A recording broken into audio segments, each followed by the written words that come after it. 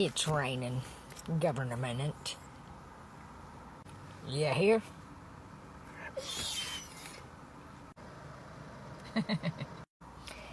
I am a NIMBY, not in my backyard. How come no one talks about how insane it is? See how there's no windows on the side? And see underneath where there's like a pod thing? What's that, right? Take a look at this wreckage. See how there's no plane parts on the ground there? What does that look like? A missile. See how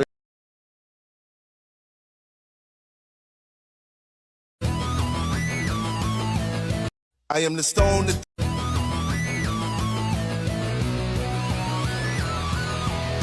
The mom and dad, I'm doing fine. You guys are on my mind. You ask me what I want.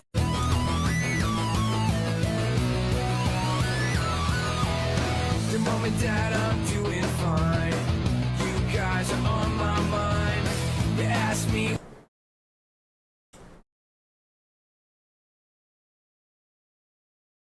Hey guys, I just wanted to quickly get on here and address some of the rumors. Yes, the rumors are true. I will be drinking an enormous amount of alcohol tonight, just like I did last night. I'm probably going to make a ton of bad decisions, and at the end of the night... What? I actually don't want you to get a second date. Whoa! Why? Because this guy took you out for like a fabulous fancy dinner, helicopter ride around the city, spent the whole weekend spoiling you. I don't want you to get a second date so I can date him. That's why. Sounds like a fabulous date to me. If you're just tuning in for the second date update, Anna did exactly that. She went out with a guy who just spoiled her for the whole weekend. And they texted a little bit after. He said he was really busy. And then she finally was like, when are we going to hang out? And then he said it's not going to work out. And she wants to find out why. So we're about to call him right now. Any last thoughts before we dial the phone number, Anna? No, I'm just really curious. And how did you guys leave the weekend again? In each other's arms? I mean, I thought we had a really good time. All right, well, I'm going to dial the phone number right now, see if we can get him on the phone and get your second date update, okay? Awesome. Here we go.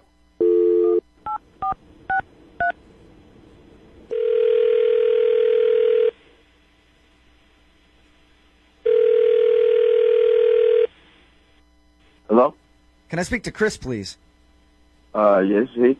Chris, how are you? This is Jubal from Brook and Jubal in the Morning. What? This is Jubal from Brook and Jubal in the Morning. How's it going? It's going good. Well, I just wanted to talk to you about something if you got a minute.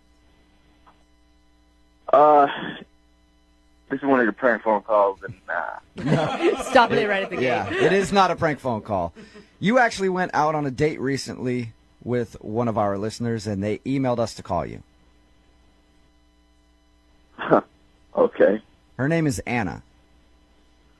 You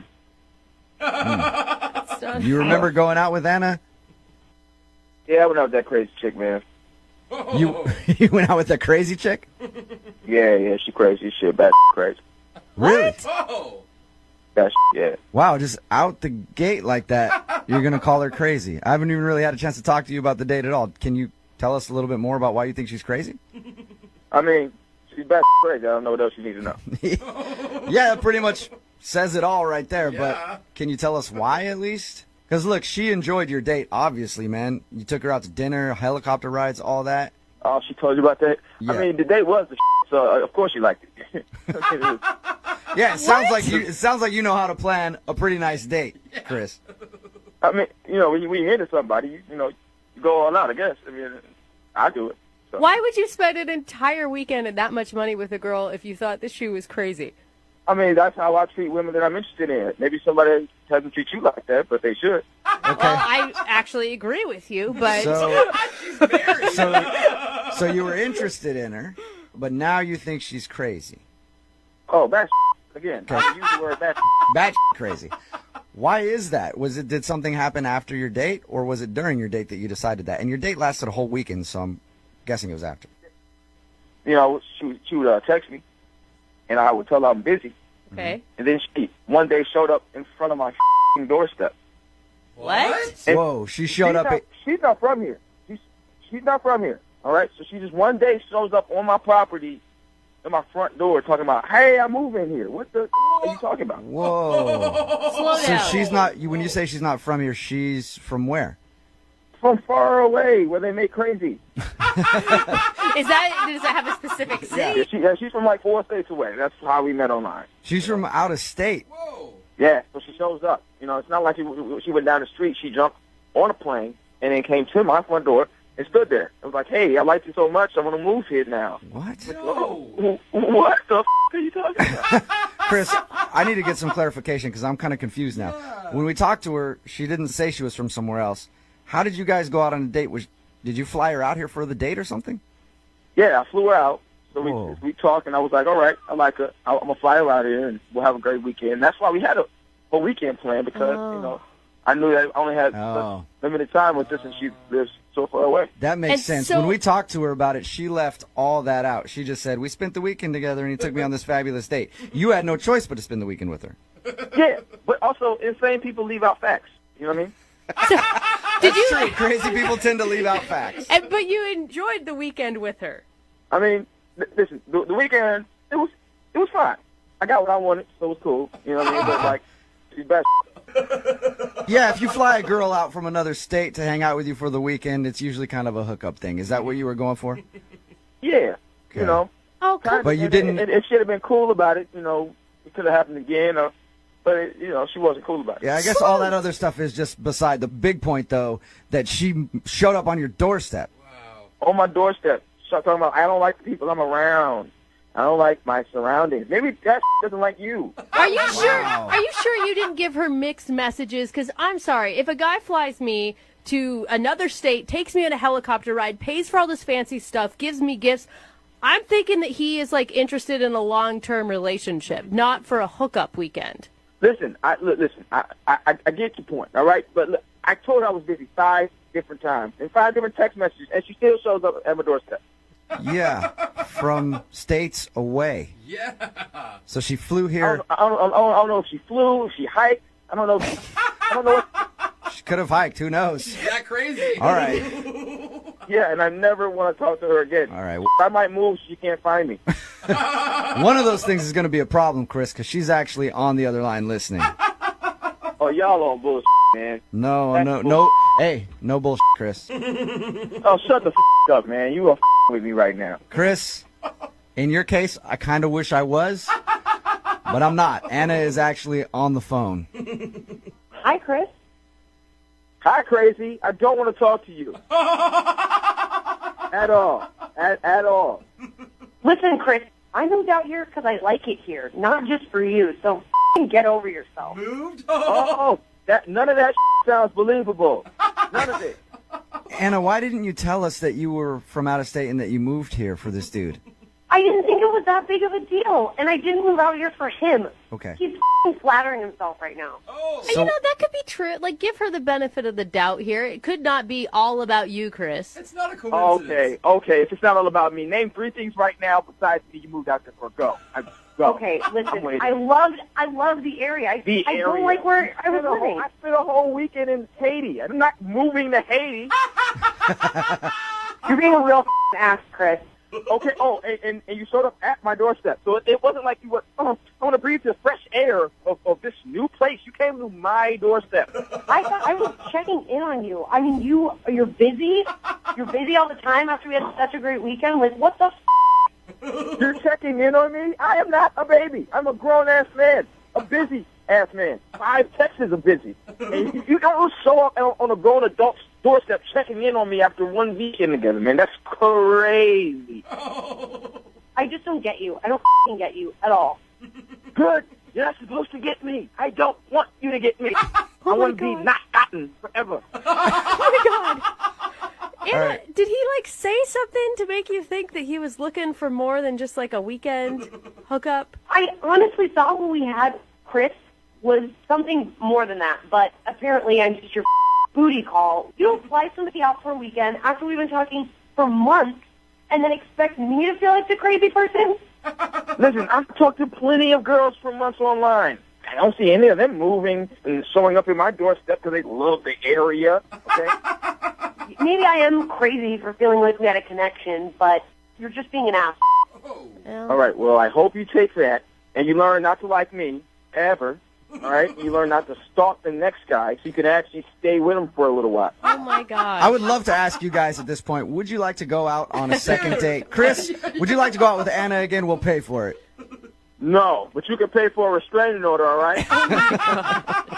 Anna, you still there? Yeah. Would you like to go out on a second date with Chris? Yes. I know. Oh, my God. Well, Chris, I appreciate your time, man. Thank you very much. No problem. All right, be safe. Anna, are you all right?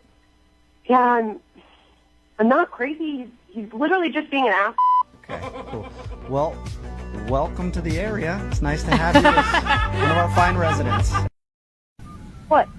I actually don't want... Hello?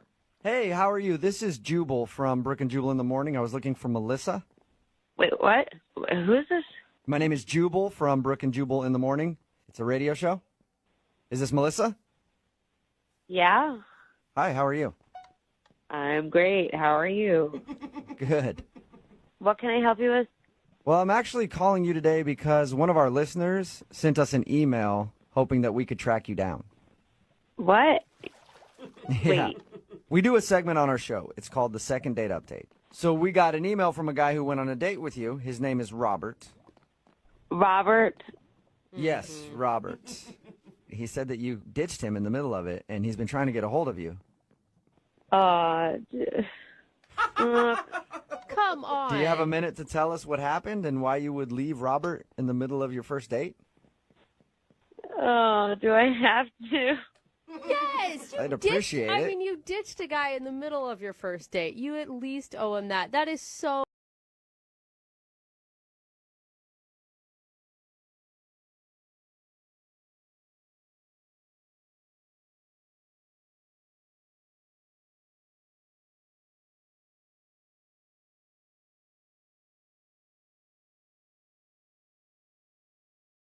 rude. Wait a second. You obviously do not know the story. I did not do anything wrong. Whoa. Okay. He swears that your date was amazing, and there was no reason that you should have left him there. Yeah. Okay, it was fun until it wasn't fun anymore. Okay, that's usually how happens they a go. lot. Yeah. So take us through the date then. When did it not become fun?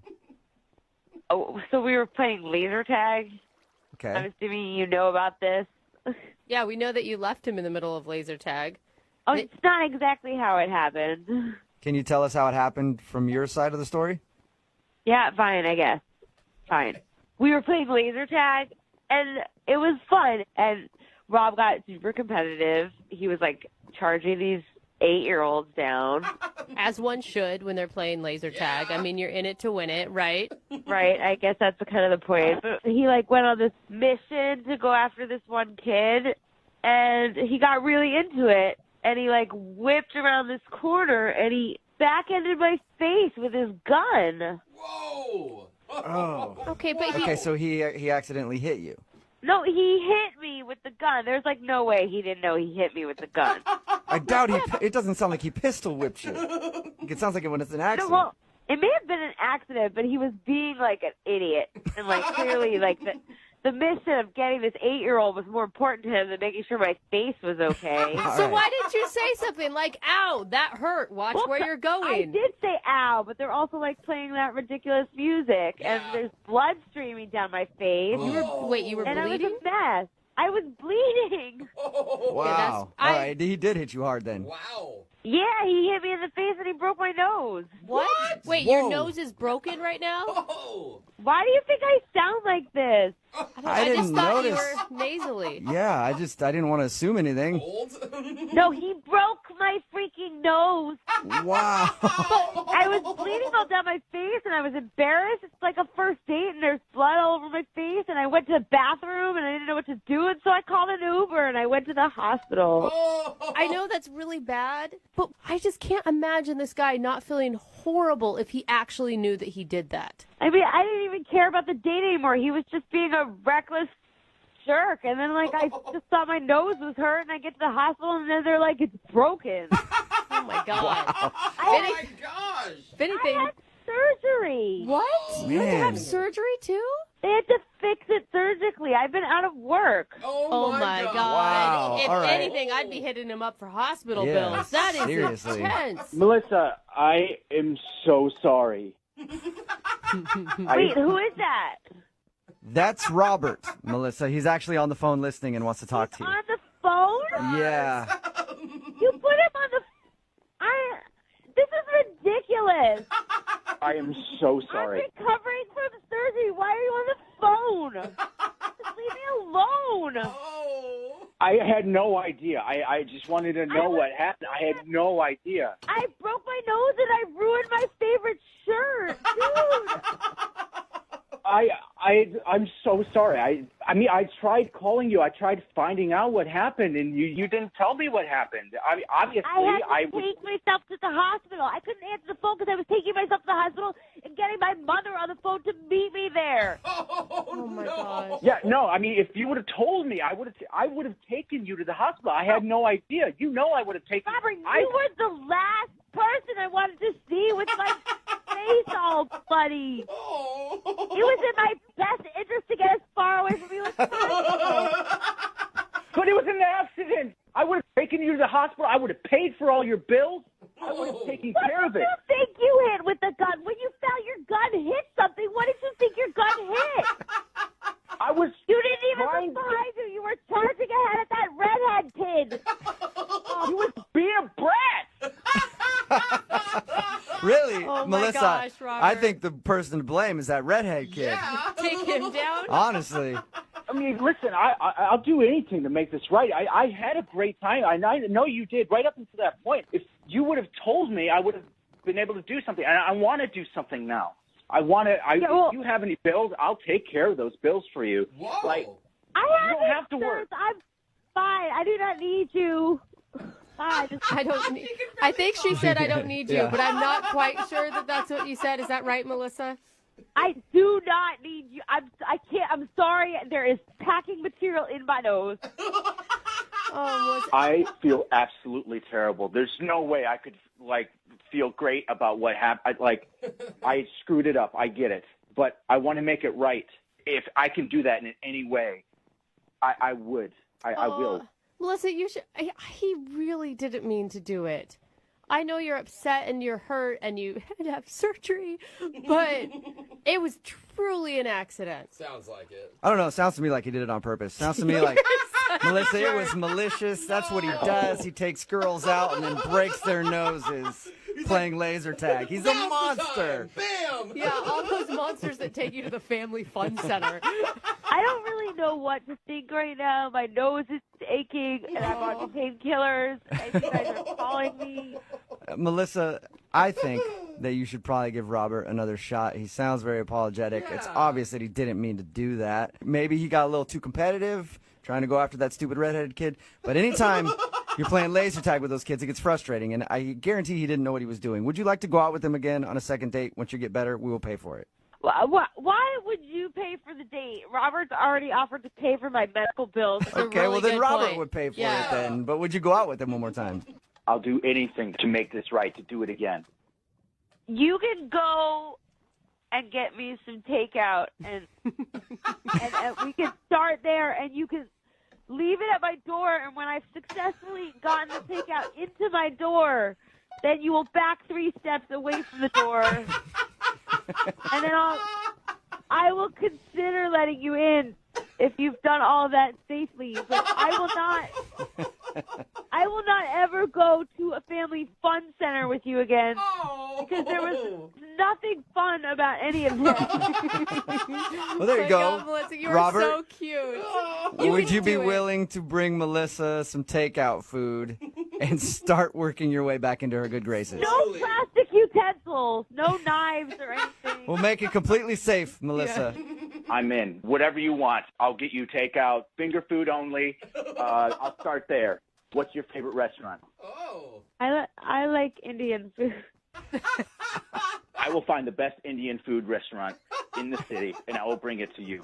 Well, I'm kind of hungry, and my mom had to go to work. Sweetie. I think Oh, Melissa my is so God. high on pain pills right now. I feel so bad for her. Robert, congratulations. You sort of have a second date. With an almost sober person. It works for me. That sounds great. And Melissa, get better soon, all right? Oh, this is fine. Bye, Melissa.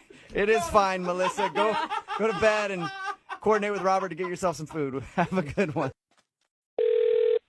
The miracle rooted in these grounds will once again mend.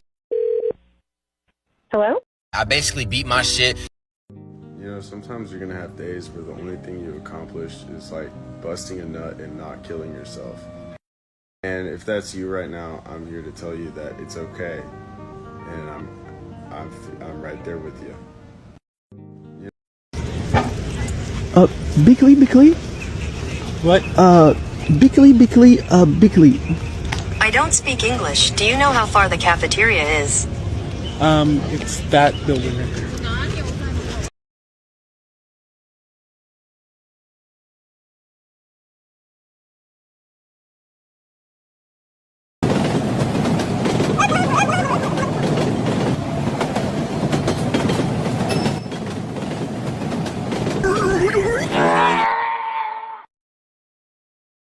Sir, we just received notice that our shipment of turkeys to the West Coast has just been lost. What? That's over 1 billion turkeys that were heading to hundreds of thousands of families and businesses across the U.S. just in time for Thanksgiving. Sir, we need to deliver a new shipment or else the shareholders might foreclose on us. Sir, where can we get a new meat source of lean meat with juicy thighs and legs in time for the holiday season? Hold on.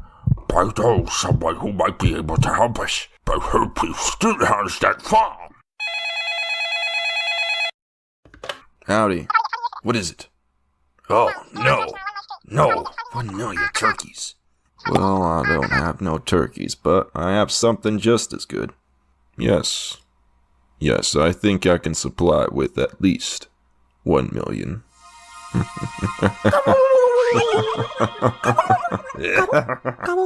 Gobble. Like, man, it's that time of year again to get stuffed. I'm waiting to get stuffed so badly. Not this time, little guy. As much as I love your juicy thighs and lean, meaty taste, you lot are gonna be shipped out all across the country and make a whole heck of a lot of people really happy.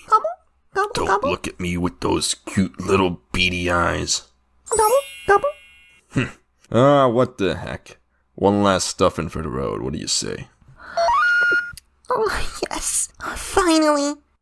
This message is brought to you by the Family Foundation. Spare a turkey this year. Stuff a family instead. Gobble, gobble.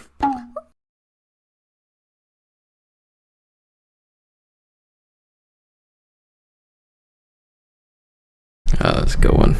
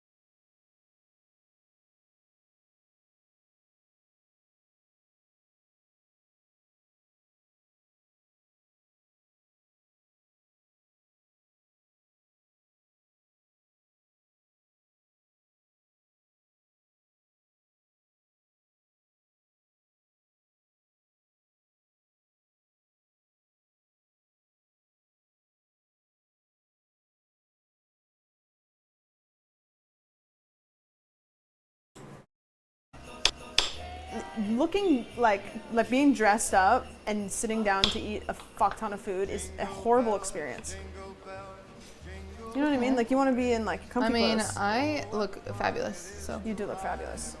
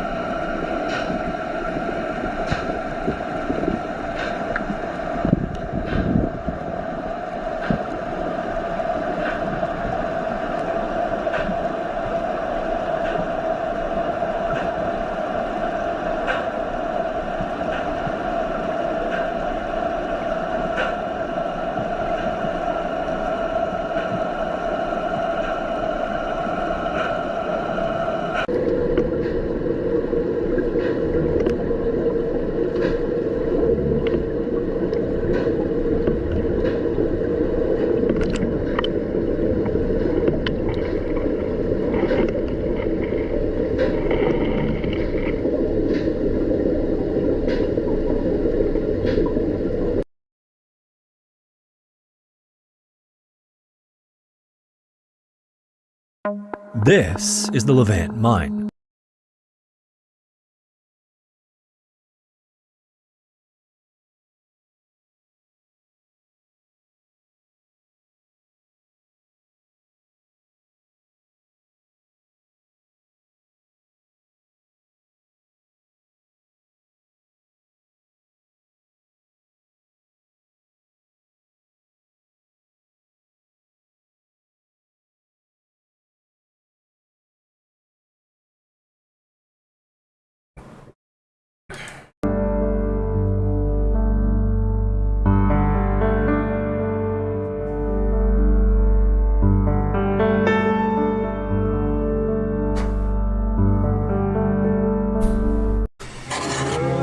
Just like Holy Mary, Mariana Cross.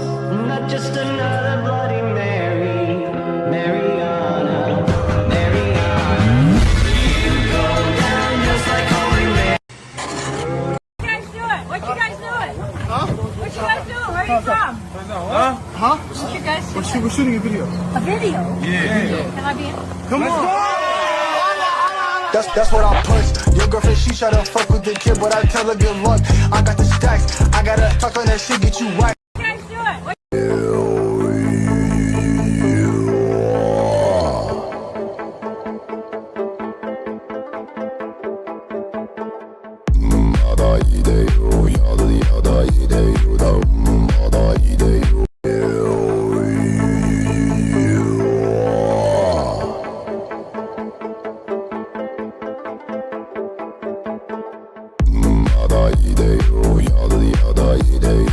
Definition of success. Working 74 hours a week, no breaks or raises. But time finally paid off. Remember I was in the project wall. Now we drive the cars of our dreams. Definition. What's the matter? I've been getting death threats. You mean death threats? Not this time. Dogs, they're eating the cats. They're eating the pets of the people that live there. People of Springfield, please don't eat my cats. Dogs. Alright. So first rule of boxing, you got Alright. So first rule of boxing, you gotta keep your hands up, okay? You gotta keep your hands up, man. Keep your hands up. Like this, okay? You understand? I understand now. Alright. So first rule of boxing. Bro, put your seatbelt on. Will, what that is? Do you not get the concept?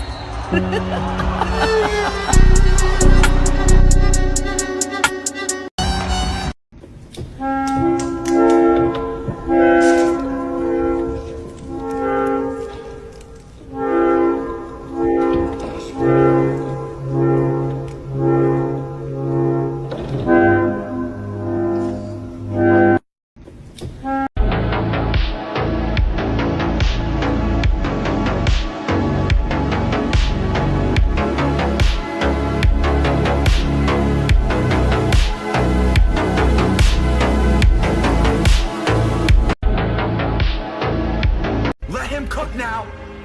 Let him cook. No flocking, to tell you the truth, I really don't like that song. Really? I really don't. That's Yeah, Snoop posted tailor made. I prayed it was the edibles. I couldn't believe it. It was on.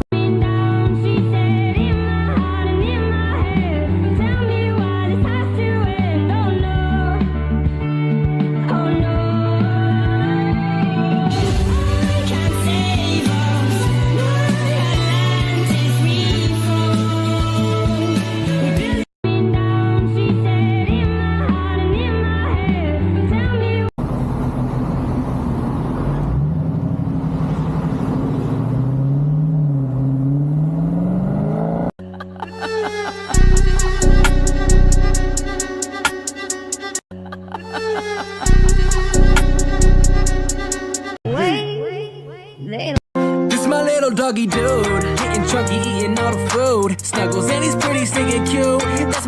This my little doggy dude, getting chunky, eating all the food. Snuggles and he's pretty stinking cute. This my little. Iman Shumpert speaks on Kevin Garnett's best trash talk on Carmelo Anthony. Start because he said I smell pussy. Okay. That's what I was just that wasn't the phrase. No, look back at it. I can say it? No, I'm saying it started. It started with that shit. Yes. But by the time Elo, you'll see in the game where Elo literally he shot a shot and the shot went in, but he doesn't even like process the ball no more. Like he just turns his whole attention to this man, bro. He running back. He's not looking at the game. Like the game was over with for Melo. Like it didn't matter. Unless it was going to be one-on-one. If you're going to throw me this ball and you're going to guard me, then it meant something. Other than that, it was like, how many shots can I miss? And we bump each other and do. It was wild. Like, I could tell Shorty done checked out. You see what I'm saying? Iman Shumpert speaks on Kevin Garnett.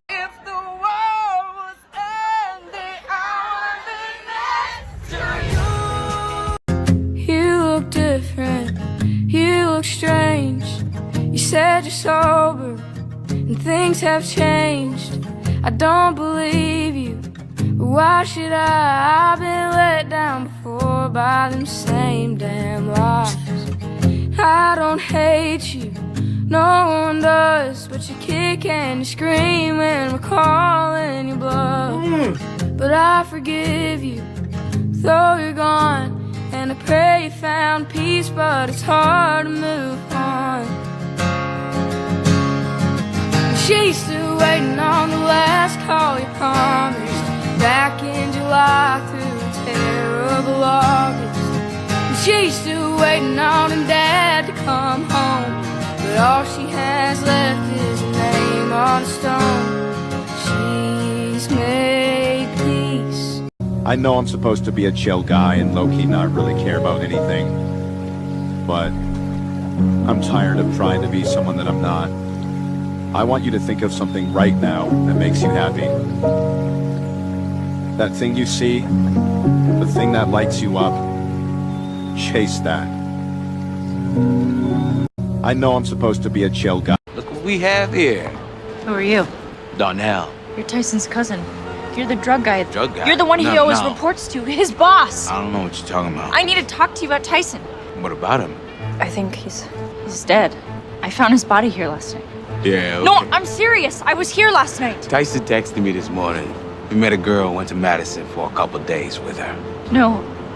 Is that why the cops were sniffing around here last night? Well, yeah, I called them. But You talk about my family to the cops again, we're gonna have a problem. You don't want that. Don't ever touch me again. Look what we have here.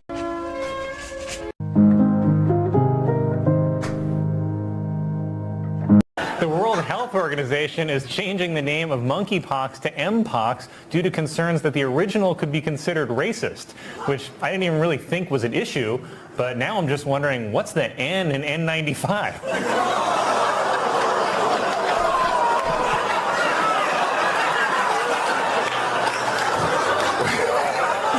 Merriam-Webster announced that its word of the year is gaslighting. Gaslighting, if you don't know, is a word my ex made up to magically win arguments that she was losing.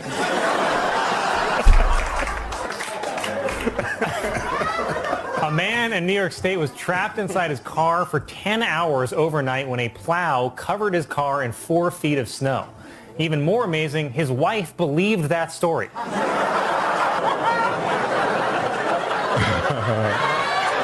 The World Health Organization is changing the name of monkeypox to M. I'm a type 1 diabetic. I require insulin to live multiple times a day. When I was in middle school many years ago, we didn't have insulin pumps and had to use syringes and vials like everyone else. The school refused to let me carry it with me, meaning I had to go to the nurse's office several times a day to inject. It's not just before lunch, but could be any number of times depending on the current blood sugar levels. The district then cut nurse staff to just spending half a day at 2 schools, and the nurse left before I had lunch. I asked the office staff to unlock the office so I could take my insulin and eat lunch, and they refused. By middle school, I'd been dealing with T1 for about 5 years and didn't take shit on the topic. I went to the school lobby, picked up the payphone I just dated myself, and called 911 telling them, "Hi, I'm at the school, am type 1 diabetic, and the office won't unlock a door and let me take insulin." They sent a fire truck and a bunch of firemen met me outside and walked me to the office and asked, while ignoring the staff, which room was the nurse's office. I pointed to the door and he was like, "Okay boys, chop it down. This kid needs his insulin." Suddenly the office secretary could unlock the door and I didn't need to put it in the nurse's office every day anymore. You sign up for the job because you want to save lives, and sometimes you get a chance to just be really clear about, yes, it is my job to save lives. There is an obstacle and I am paid to use an axe to solve this problem. I'm a type 1 diabetic. Can someone grab bomb? Can someone grab bomb? Oh, great. Yes, man, we grabbed it, bro. Like, holy shit. That's not me. Can someone grab bomb? Can you shut the f*** up with that voice? That's not me. Can someone grab bomb? Can you shut the f*** up? Can you shut the f*** up? Dude, your voice...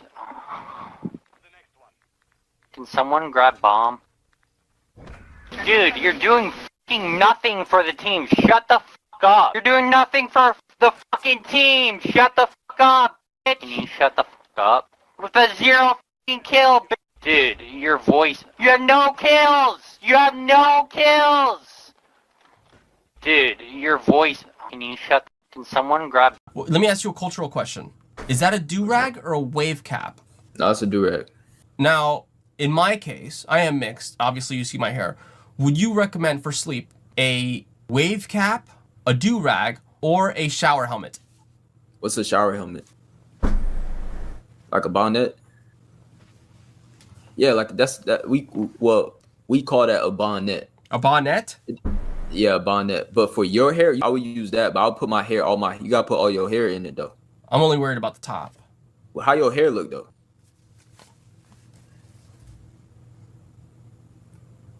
Why are you looking at me like that? I think it'll help out. Like, why this man looking at me like this?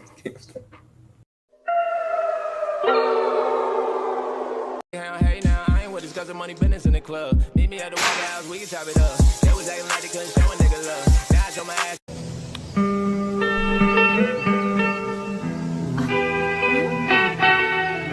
Don't bury him yet. I'd love to add to the speeches. Now make me. Oh my fucking god. Didn't mean to treat you bad, but I did anyway. Now maybe your friends will stand around you, watch you crumble as you fall to the ground. I think my character's bag of holding is broken. Wait, where did you get a bag? Speedrunning this version of Minecraft feels like your brain is overheating. Once it's dark, we can find something red, because red and dark equals nether. Minecraft AI is a technical demo that uses Oasis, which developers Descartes and Etch call the first playable, real-time, open-world AI model. It's basically generating every frame of Minecraft as you play. Now, the actual time that you get to run this AI Minecraft experience is limited, so shouldn't be surprised people are already speedrunning it. But you see, this isn't like any other speedrun where someone does an impressive thing in a coherent game. Oh no, this is hard to watch. Lava is forming. That's magma, okay? Magma? What just happened? And as you saw in that opening clip, the point is to get to the nether. But in order to do so, you need to get the model to actually generate it. All right, look up further. Yep, it's good. It's locked in. It's really locked in. That's good. We need this orange. Yeah, this is truly weird. Oh god, it's a disaster. Kill me. Speedrunning this version. Make the most threes, Kevin Durant or Stephen Curry. Let's go. 1 for 1, cash. 2 for 2, cash. 3 for 3, cash. 4 for 4, that's all. Nope. Can you go 5 for 5? This is a big shot. Cash. 6 for 6, cash. 7. Yo, who's your favorite Star Wars character? Oh no, probably like Han Solo. Mine's Ben Quadinaros. What the hell is that? That is not a character, Yes, dude. he is. He's the best pod racer this side of the moisture farm. You don't know Droopy McCool. No. You don't know Cylon Jiggy. No. But they're both showing up in the POW spinoff show. Now they're unimportant characters? Watto. No, I don't know He's him. literally the first character Anakin Skywalker ever speaks to. Peter Igloo. What is that? My comfort character? Kit Fisto, first introduced into the prequels, everyone thought he died, but he was resurrected by Bondo Reams. Now they're both bassists for Slice Noodles, the best singer in the Outer Rim. You can't just say these names expecting me to somehow remember them. I don't know any of them. Maybe this will jog your memory.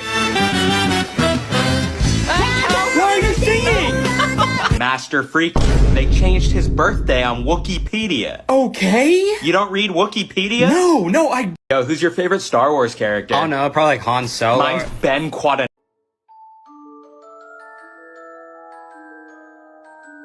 So cranberries are hollow, which means one very cool thing. When you go to harvest them, you can just flood your field and they float to the surface. And that is what this creator is wading in. I had never heard of bog spiders, so I googled them and this came up. This cute little guy. This is not what she's talking about. No, after more research, I believe she is talking about a very strange phenomenon on cranberry farm. So some cranberry farmers use wolf spiders to control pests in the field. And when they flood the fields, all of those spiders run to the tallest thing around, which is you. A cranberry farmer said, nah man, you're gonna have like 100 wolf spiders trying to climb your eyebrows. You gotta be chill. Those wolf spiders are fellow employees. Yes, wolf spiders do bite, and yes, I am now terrified of going to a cranberry bog. Get on the ground. It's really cool. You fast, bro, but you ain't fast enough. What do you know? You ain't get me. I got you. Oh, don't tase me. That shit just stings. My safe word is pineapple juice. Put your hands behind your back, both hands. It's warm. Stay just like that. Cross your ankles. Ooh. Cross your ankles. We gonna take pictures? Bring your ankles up to your butt. Swap man, what's my safe word? Bring your ankles up to your butt. That's how far I go. You think I'm in Pilates? Stay just like that. Ooh, oh, that's cute. Oh, watch your hands, bud. Don't do that. That's my lighter. It don't work. Don't do drugs, kids. Those are my quarters. You wanna put those in your pocket? That is change.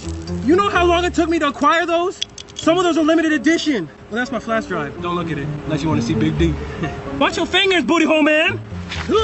He's strong. Every strong man got a sensitive side. What's your safe word? Hey, real talk though. In my car, I got snack. Would you mind getting my snacks for me? No. Remember what I said? Get on the ground. If we get into a fight and he squares up and he's ready and he's like this. Thanksgiving is just a middle. Hi, I'm Mackenzie, and my father killed my mom, and I brought the bowl. My name is Catherine, and freshman year of college. Yep. Son, you been drinking? No, sir. I have Tourette syndrome. So what kind of job are you looking for? Teaching. Gonna be a teacher. She cuts the... Cohen, just go to the principal's office. What do you think a school's for, Brad? Sorry, I keep disrupting the You're class. not answering my question. What's a school for? To educate, isn't it? School's orchestra's having a concert this afternoon. You planning on going? No, sir. My tics will ruin the music. I want you to be there. Did you hear any noises during the quiet parts? The person making those noises is Brad Cohen. Do you like making noises and upsetting people, Brad? No, sir. Then why do you do it? Because I have Tourette's syndrome. Well, why can't you just get cured? There isn't any cure. What can we do to help you, Brad? And I mean everyone in this school. I just want to be treated like everybody else. Good job.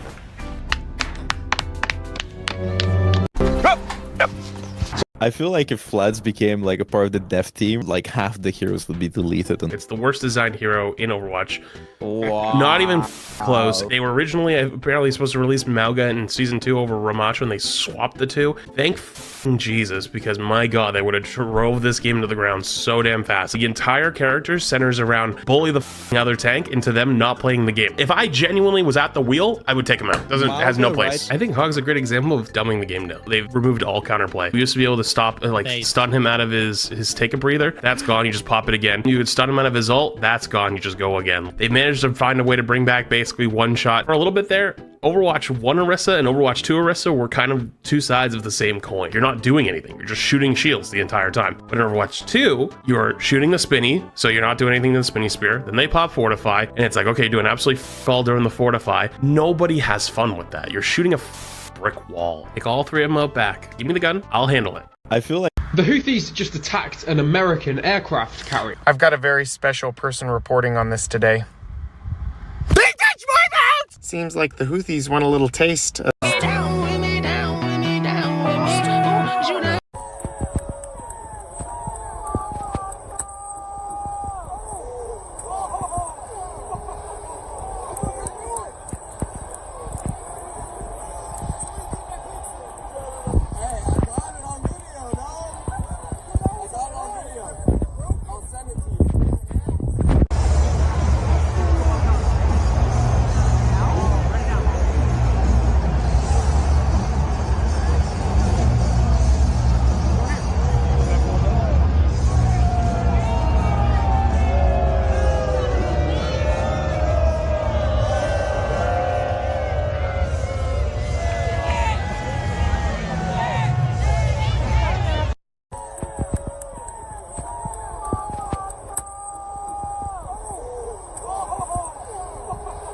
A zoo in Scotland is trying to recreate a rivalry online with Thailand's Mudang by introducing haggis, a newborn pygmy hippo.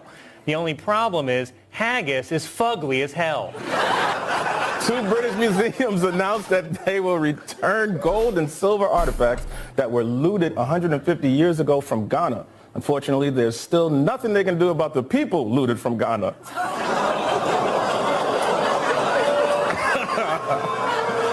There is growing interest in man camps where men try to reclaim their masculinity by attending military-style boot camps and getting berated by drill instructors. But then at night, big gay orgy. I tell you, I like this guy.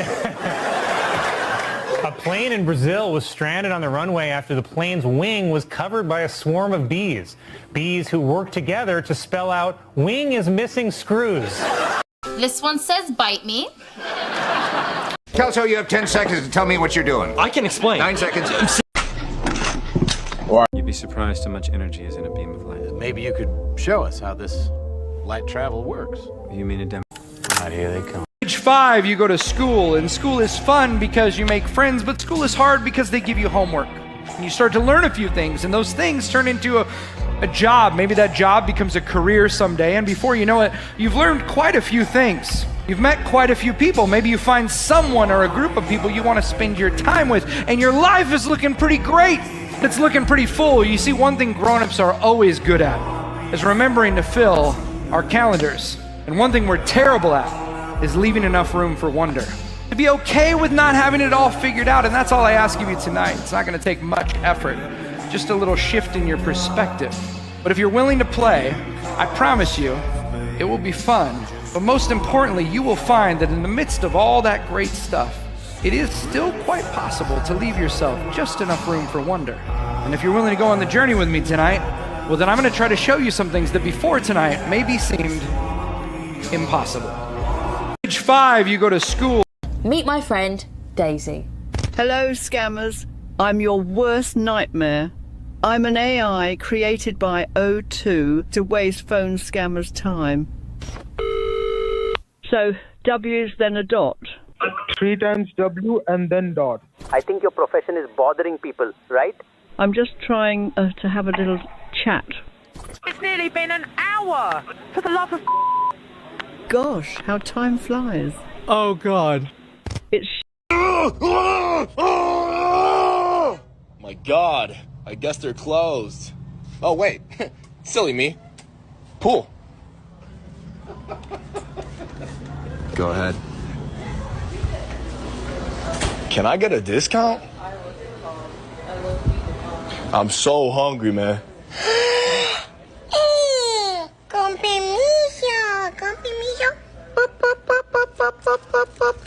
Whoa! Hold down there, partner. Hold down there, partner. Can I just have one bite? I'm starving, please. Please, no, stop it. I haven't eaten in days. Please, I'm so hungry, please. Thanks.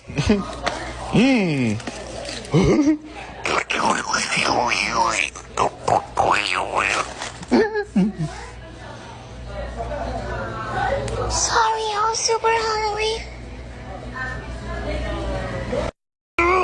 I don't know how legit you are. Special Agent Hammond, the FBI.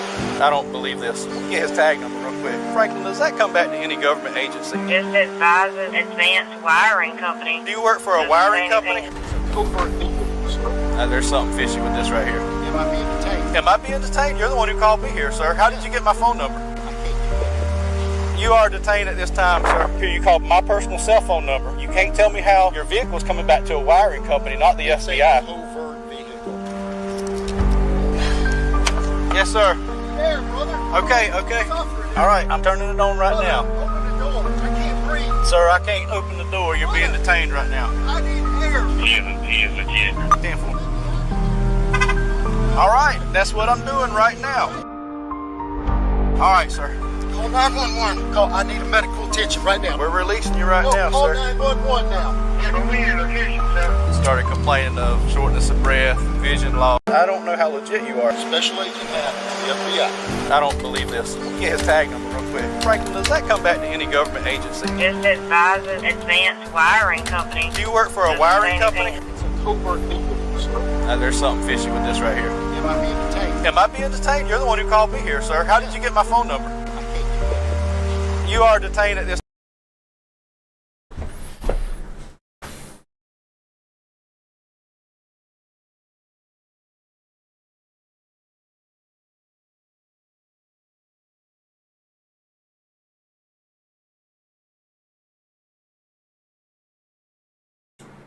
Alright everyone, we have a bit of a situation. There's a huge low pressure. Alright everyone, we have a huge situation. I like my suitcase.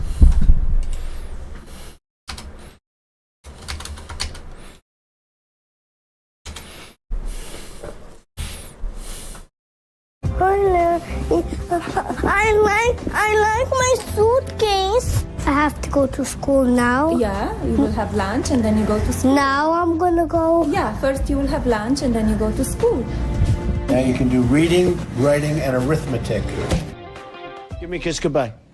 Goodbye. I want all A's. Okay. Okay, all A's. And when you get older, what are you going to remember? No drugs, no alcohol, no cigarettes. And, you know what else? No tattoos. I don't ever want to see tattoos on you.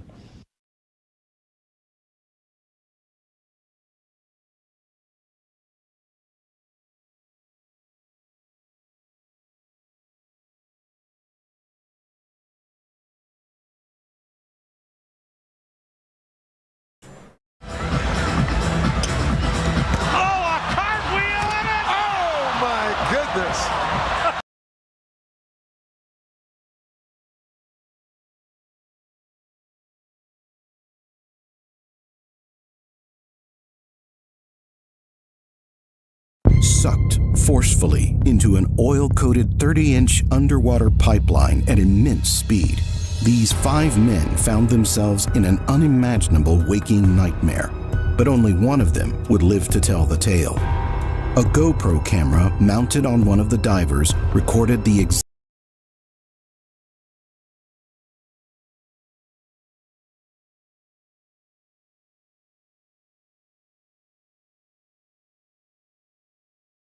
Walking the line of danger in uncharted places in the ocean takes a particular type of adventurous spirit that is exceptionally uncommon. I will share the story of one of these adventurers in today's video. The incident in the story is one of the most disturbing out of all of the cave stories I have covered on this channel.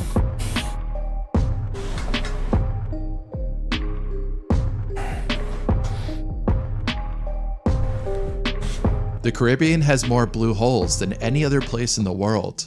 The highest concentration of blue holes can be found in Andros, the largest island in the Bahamas.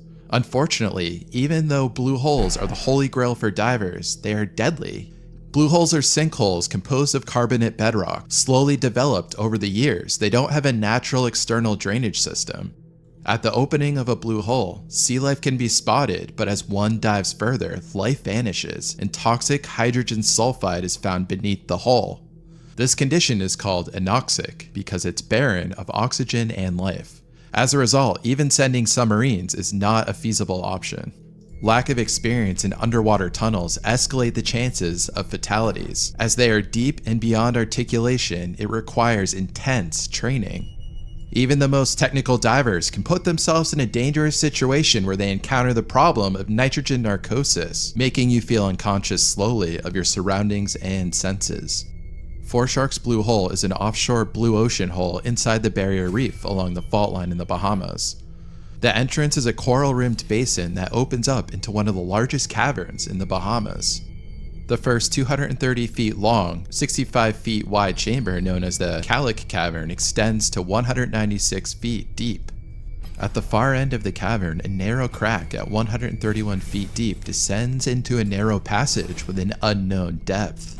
It is strongly advised that no diver enter this passage. If you were to enter, the only way you would get through would be to side mount your tanks because the passage is so narrow. Usually divers wear their tanks on their backs when they're diving. The side passage requires perfect navigation to avoid the sharp crevice walls. It is said that after making it through the fissure, you will enter an enormous cavern with views unlike anything you've seen on this planet. The cavern is not fully mapped out, which makes exploring it enticing for the most highly skilled and adventurous divers. In the entrance of the cavern, the partial bottom consists of sand and fine white silt. Strong tidal currents exchange reef water back and forth through the cave's interior. It is a death wish to enter this second cavern. Rob Parker, 35, is from Bournemouth, England. From an early age, he loved adventure sports and became a familiar figure climbing the cliffs of the Dorset coastline. He later moved to Bristol, with the Mendip Caves nearby. At a relatively young age, he established himself as one of the country's top cave explorers and climbers. He started to get into cave diving after hearing about his diving friends' adventures on their trips. If one of Rob's friends was doing something that seemed like a challenge, you could count on Rob to one-up them. He was ruthlessly competitive. He sought out to find a mentor and quickly connected with a cave diving legend named Martin Farr. Rob was introduced to Wookie's Cave Complex while supporting a series of explorations made by his cave diving mentor, Martin Farr. He had endless energy, and if you told Rob something was not possible, he would do his best to find a way to make it happen. In 1984, Rob's hunger for adventure took him to Mexico to work with a top American cave diver, Bill Stone. They quickly hit it off, and their competitive nature helped them build a strong relationship.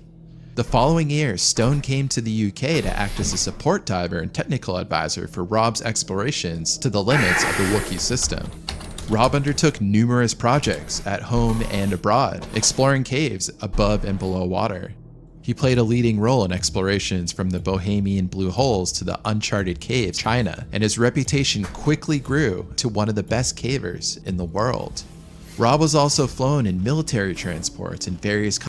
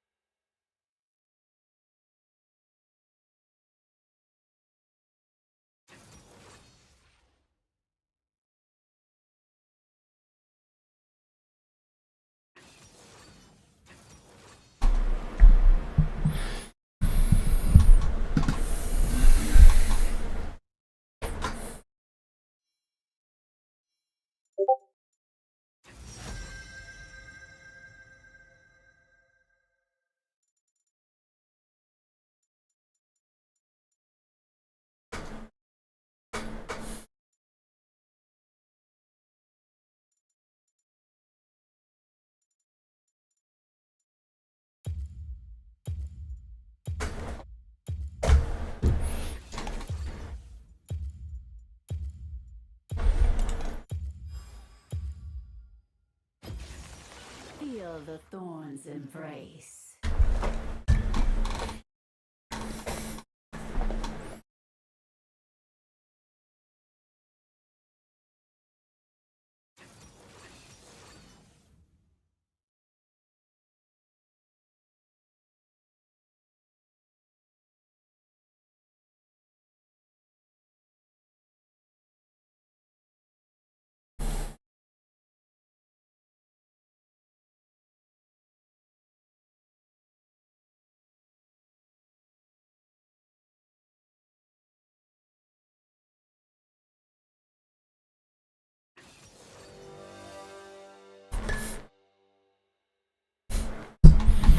Damn.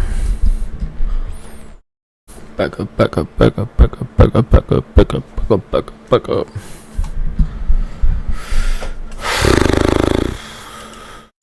Off.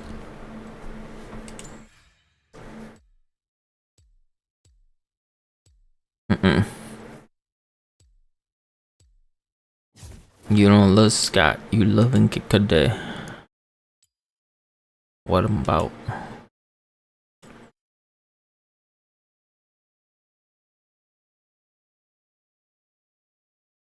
Fuck with them boys.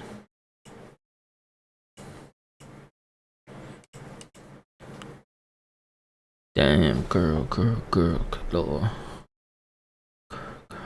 Couture.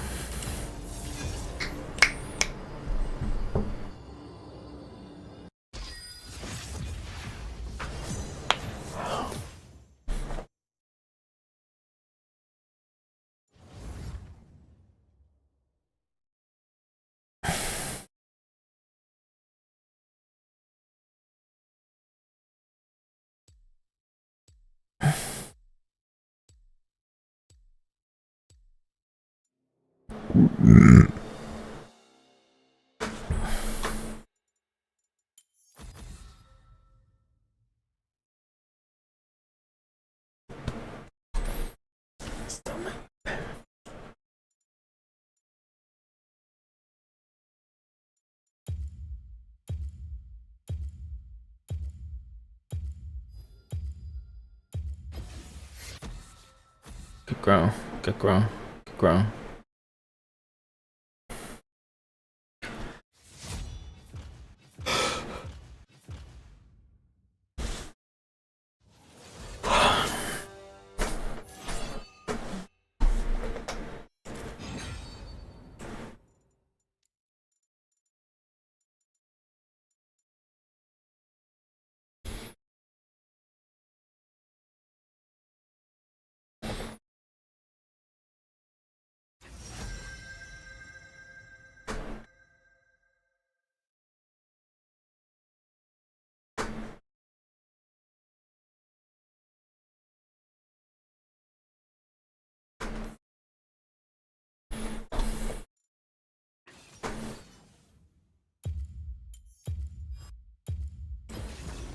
Nothing can hold me back.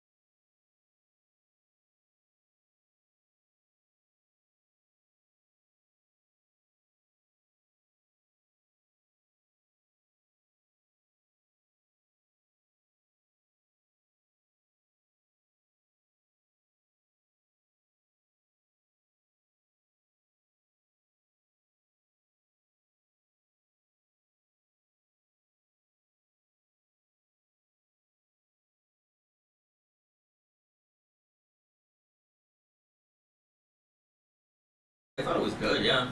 And this was a little spicy. It was a little spicy. I don't know how she ate it. I liked it. It was good, but it took a while. I wasn't expecting it. She said she put more on the bread. I think it was good with the white. I'm a little kid. But yeah, if she put any more, I was like, well, I wouldn't put any more. It's supposed to be spaghetti. Thank you.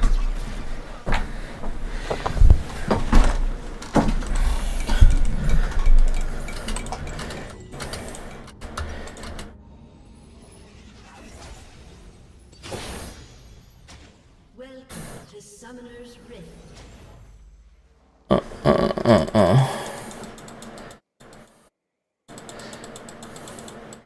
30 seconds until minions spawn. I heard something. You are bad. They said it, not me.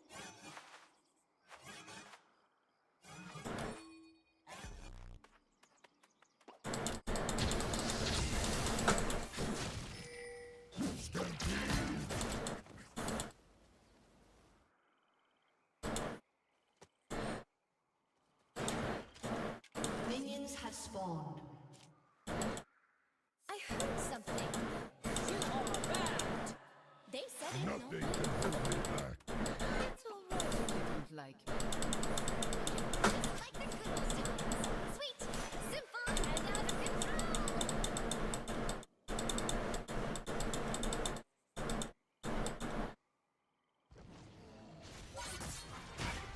Now I'm angry.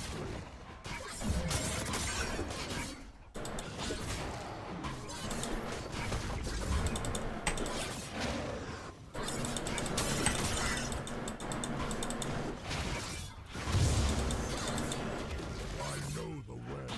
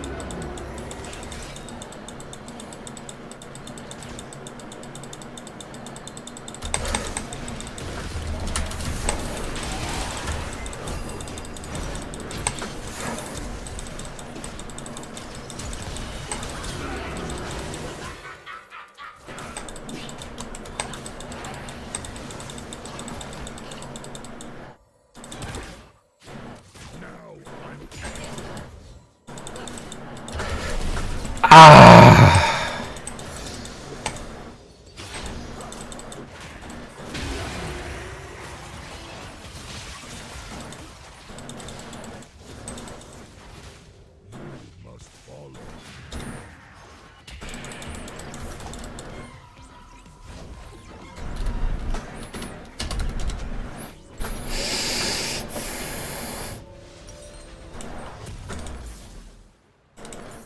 An enemy has been slain. An ally has been slain. Enemy double kill.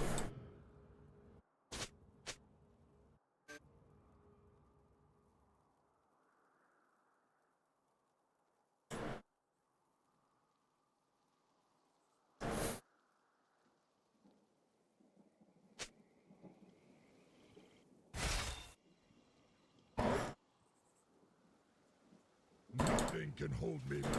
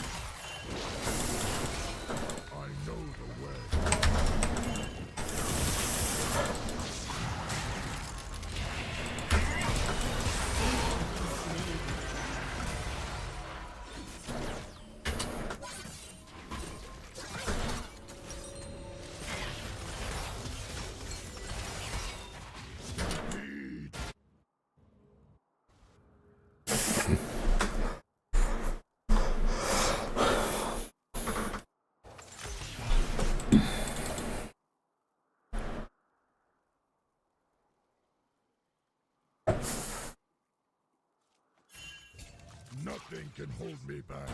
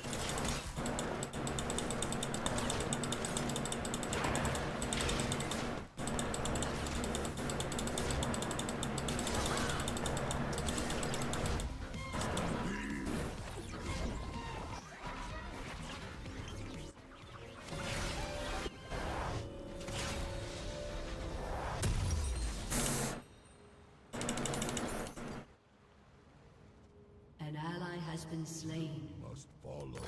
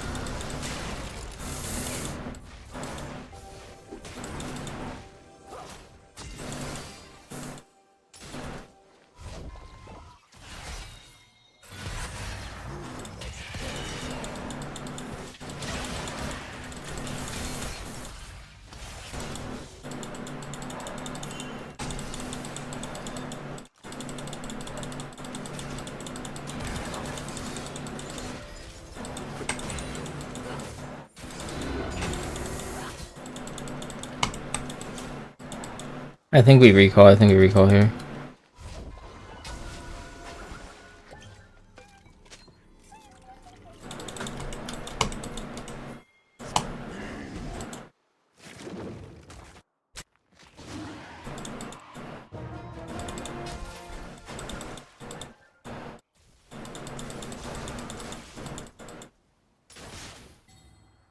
An enemy has been slain.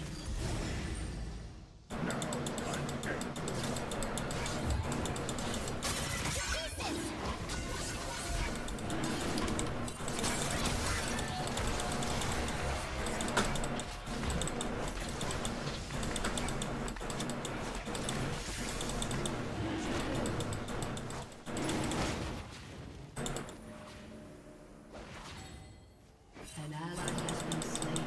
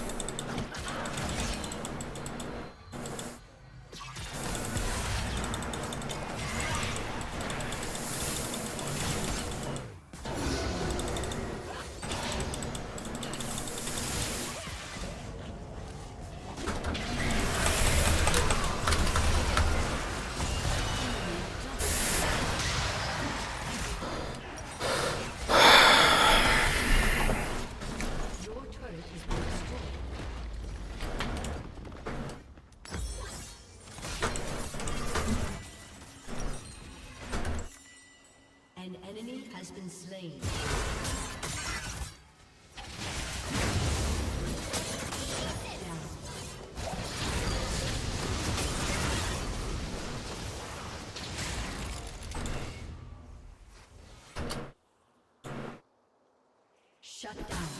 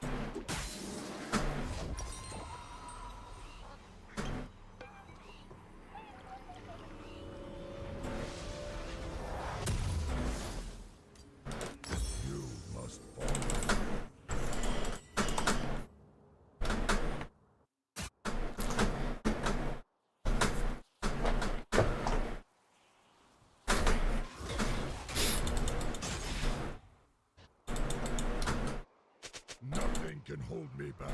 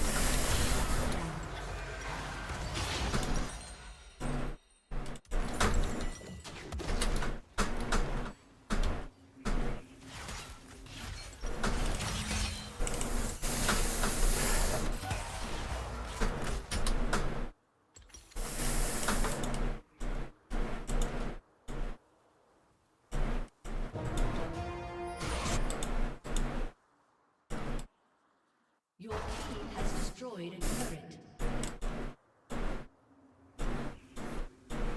Now I'm angry.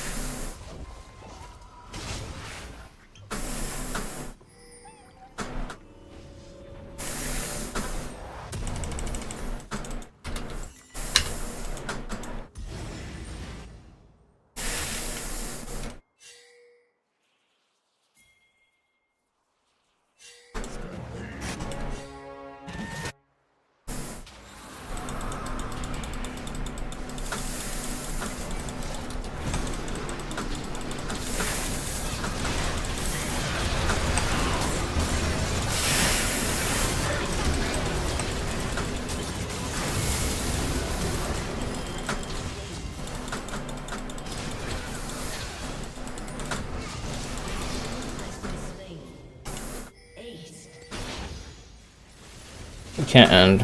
We should do this.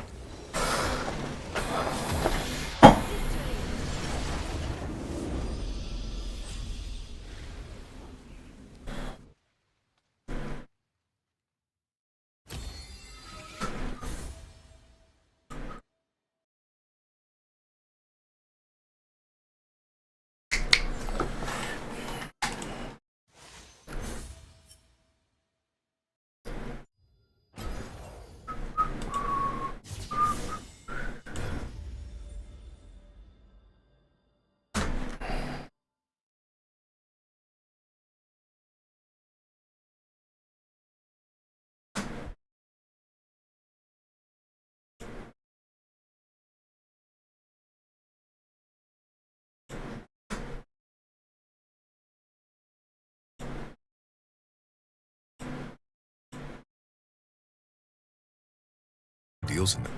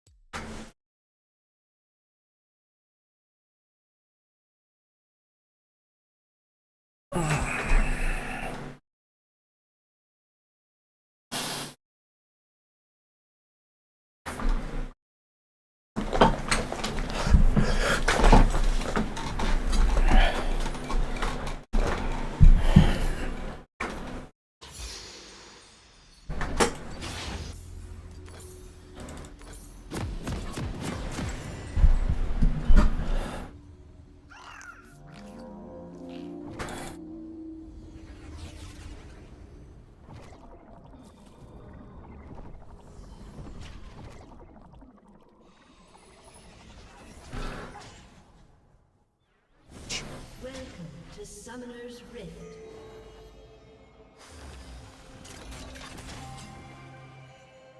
No escape. 30 seconds until minions spawn.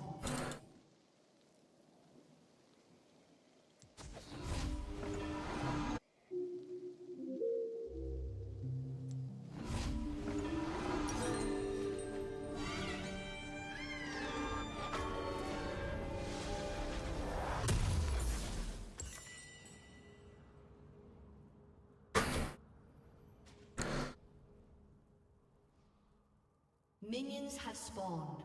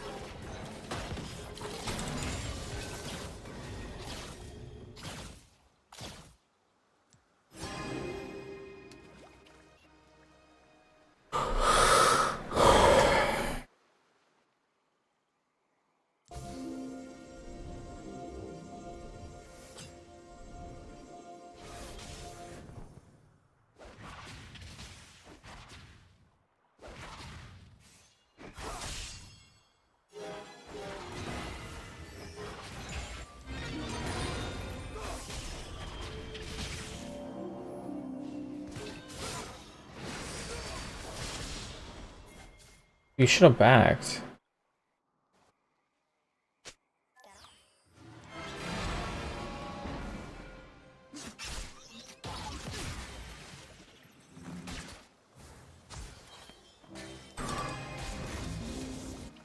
I have to go here. I have to go here. I don't mana.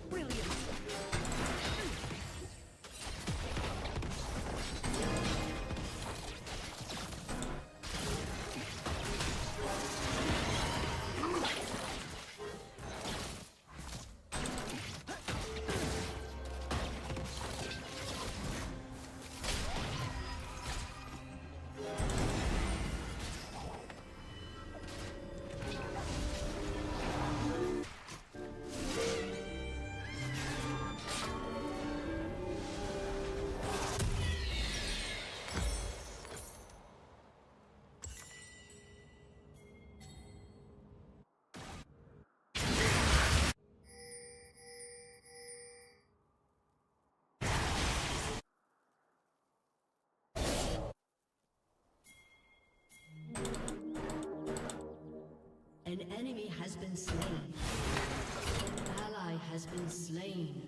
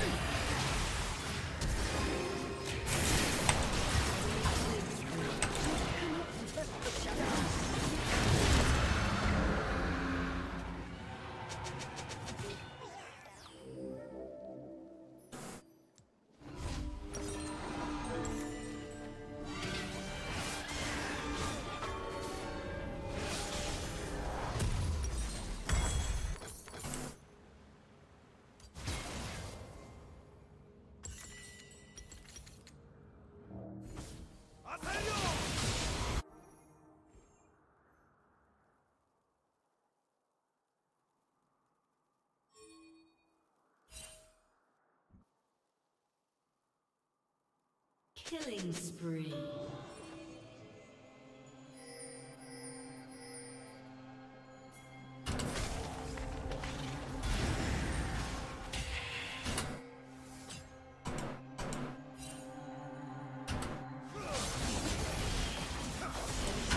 Has been slain.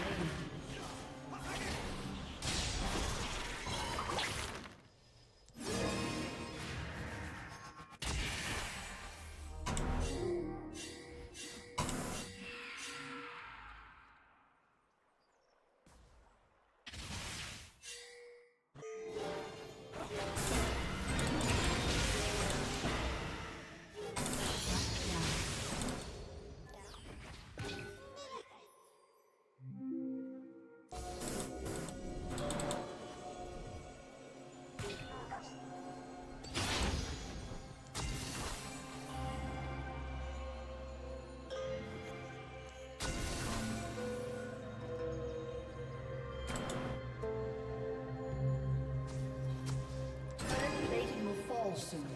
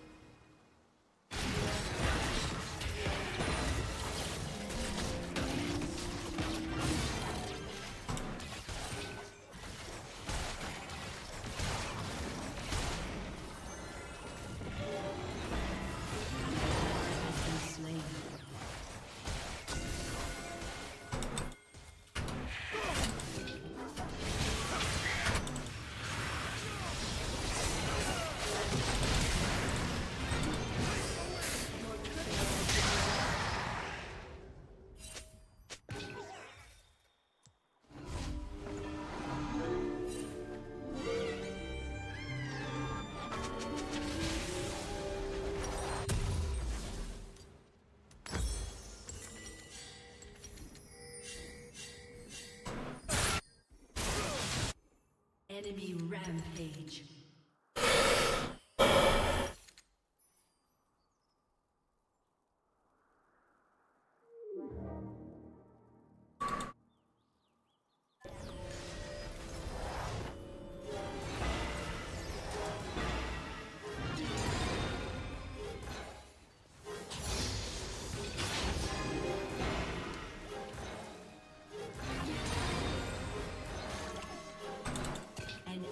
Has been slain.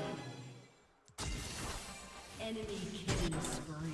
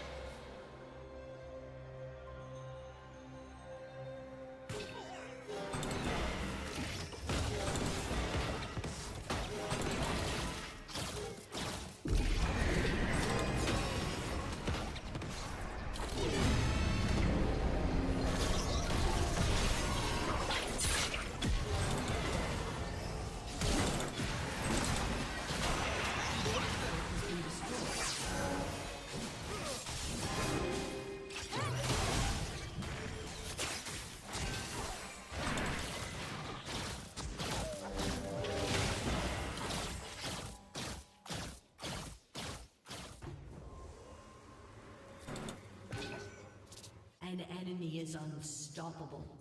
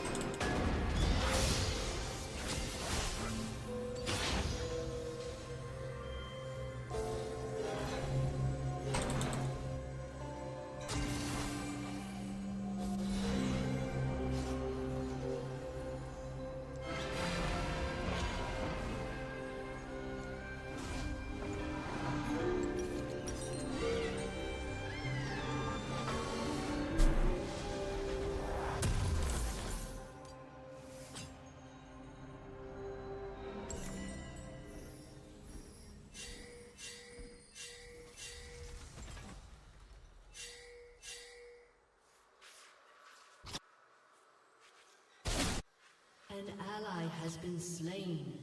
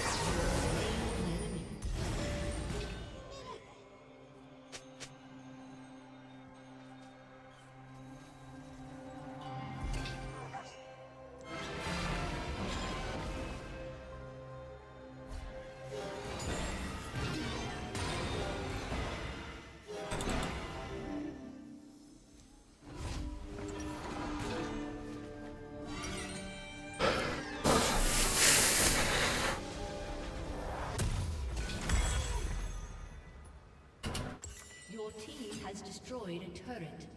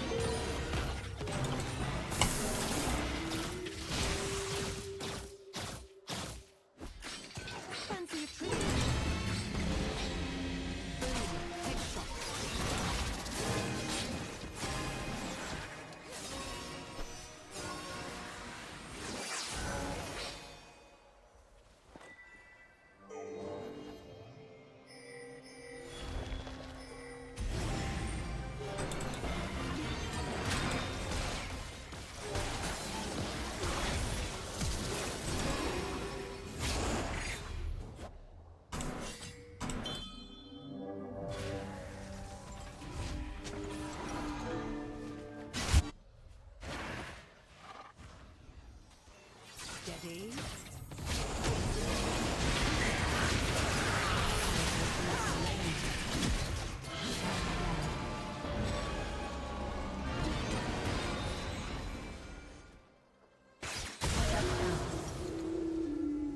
Rampage.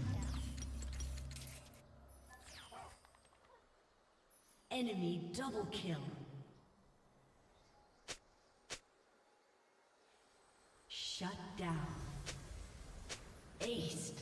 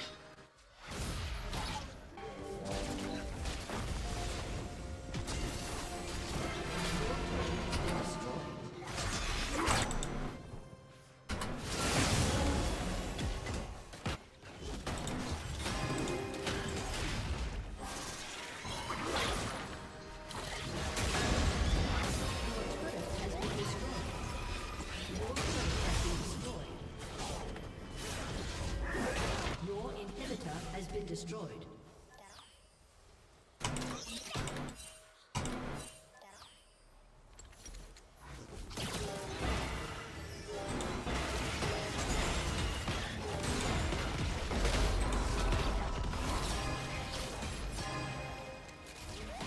Your turret has been destroyed.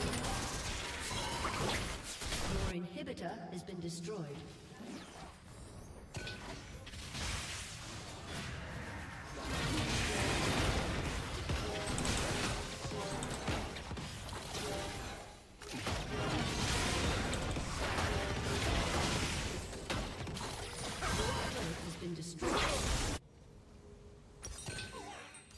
An ally has been slain.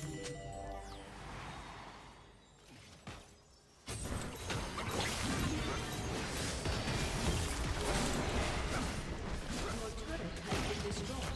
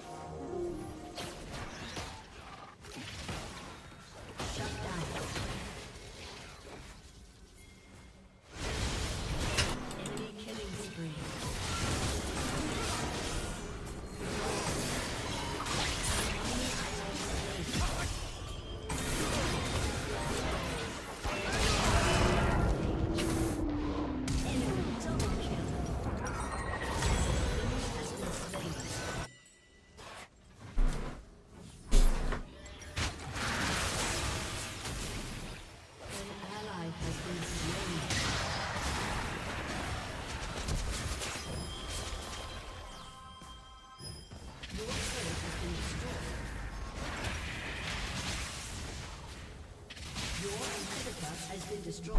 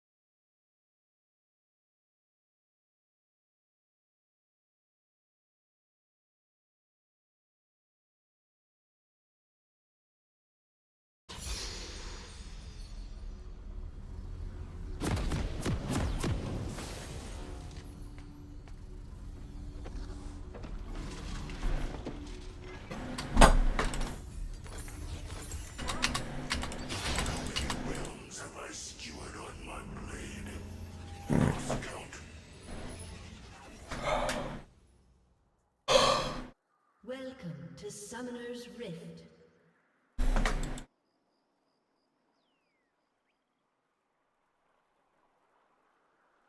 "30 seconds until minions spawn."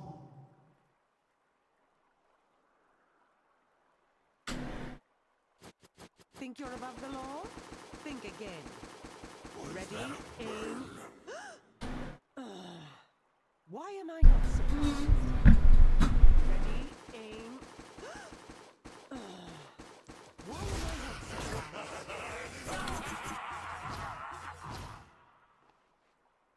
Minions have spawned.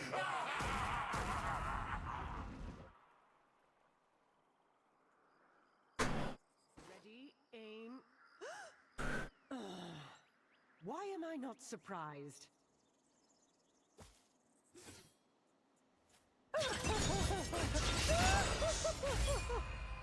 You have the right to remain silent. I advise refusing.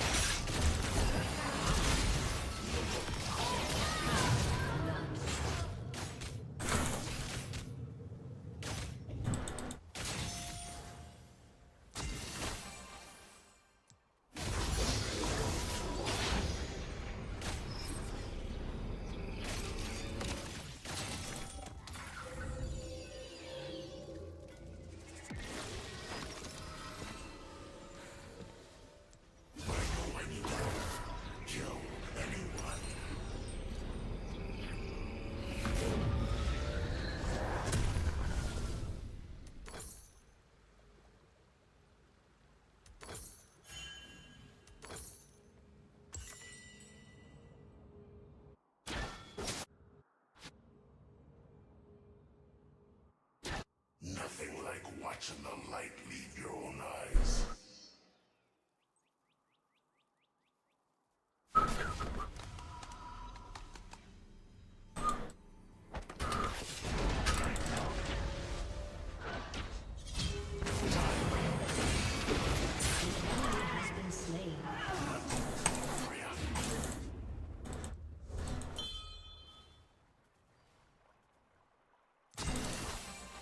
Sounds hot.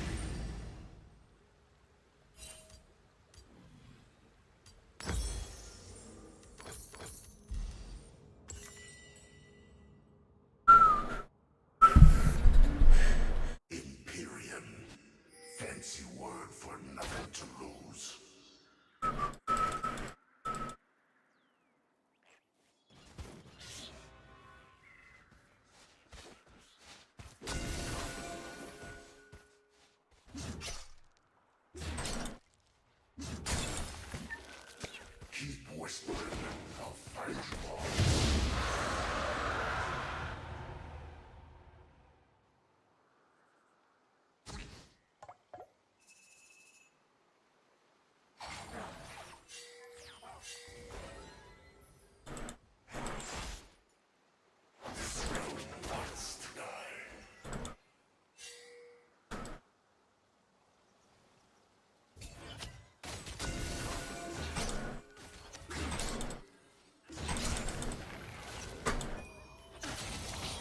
As expected.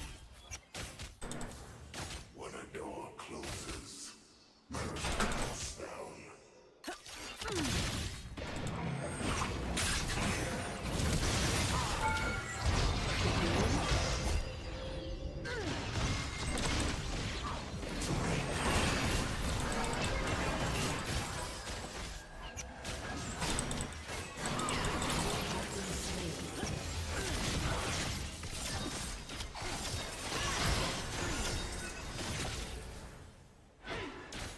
Shut down.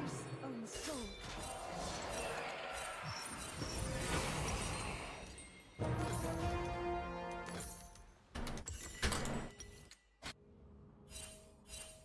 Smoke, no fire.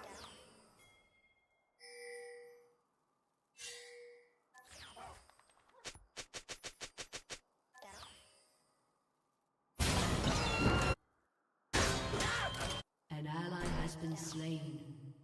An ally has been slain. Find you.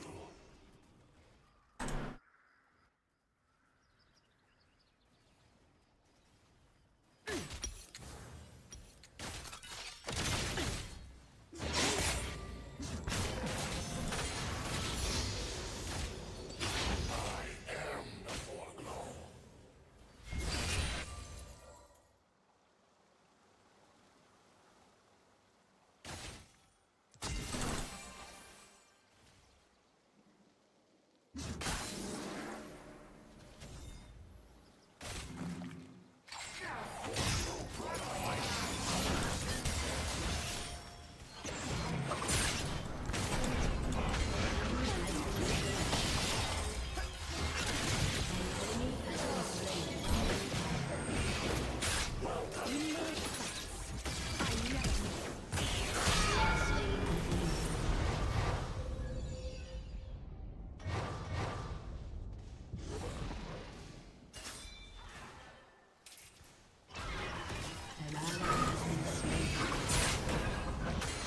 Space and time don't do fair and equal.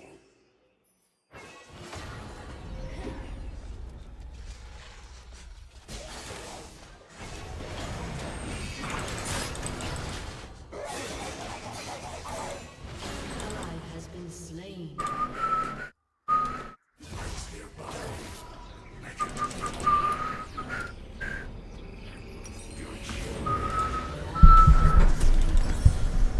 Don't go.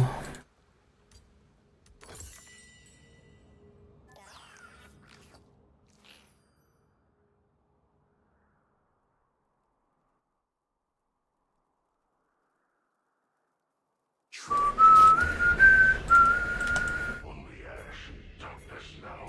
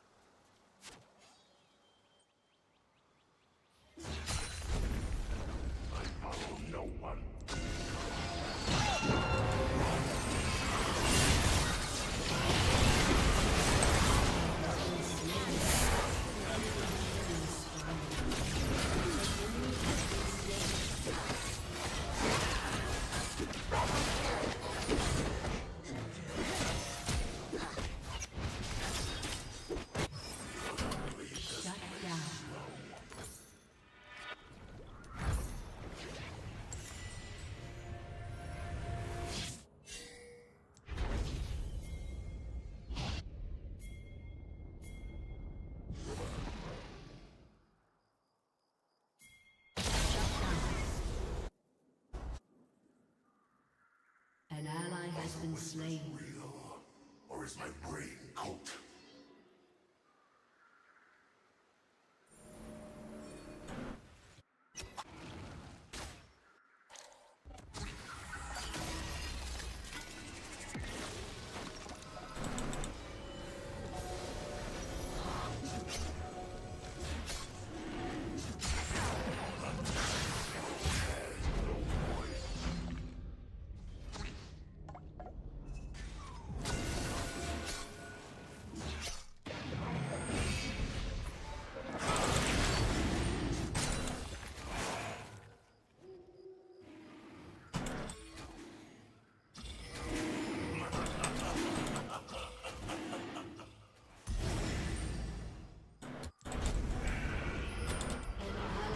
Been slain.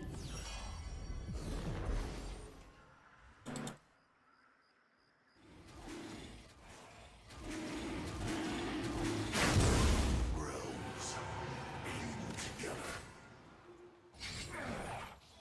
Turret plating will fall soon.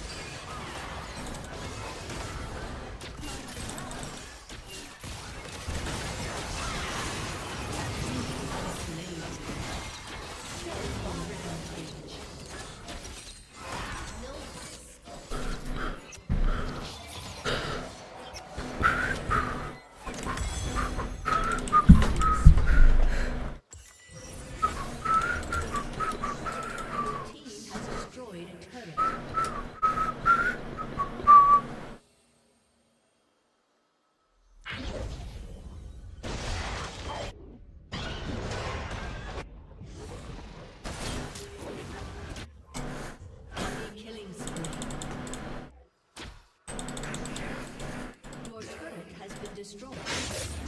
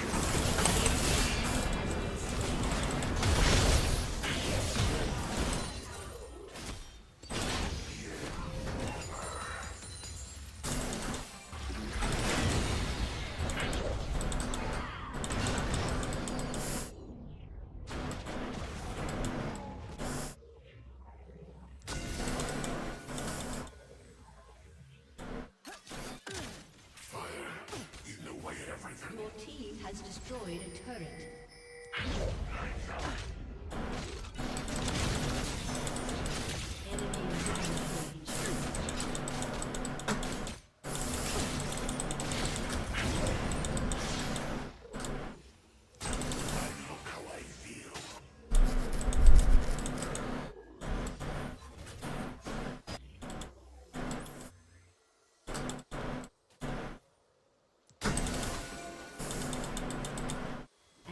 Is unstoppable.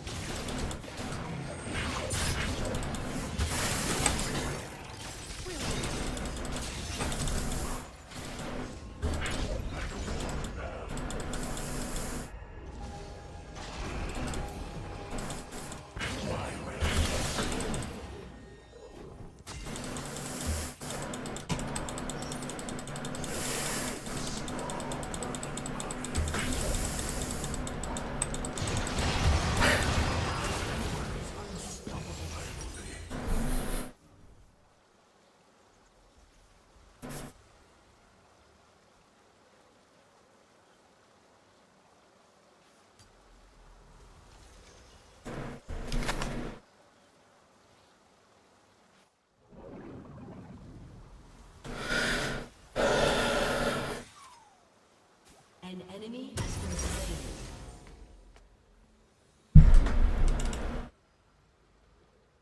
Pike kills Pike. Pike kills Pike.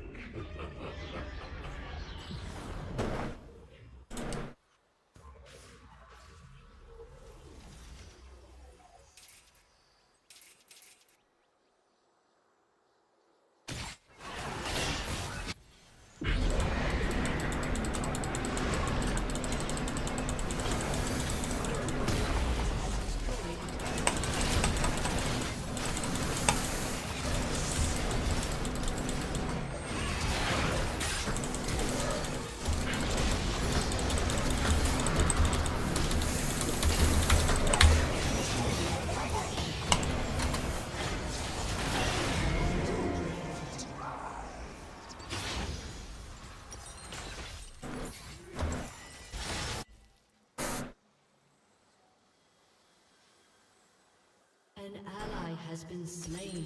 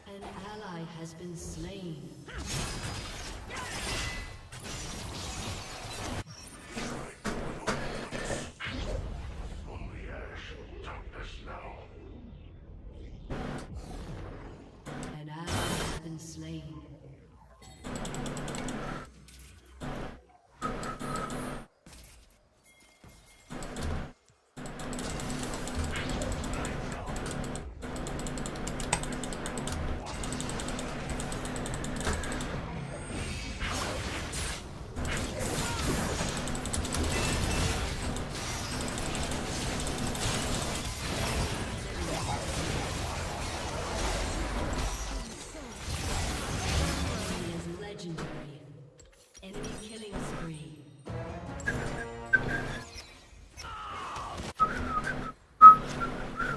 Your turret has been destroyed.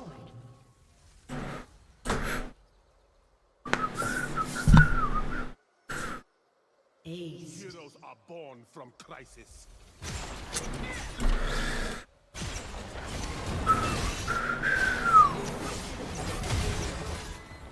Your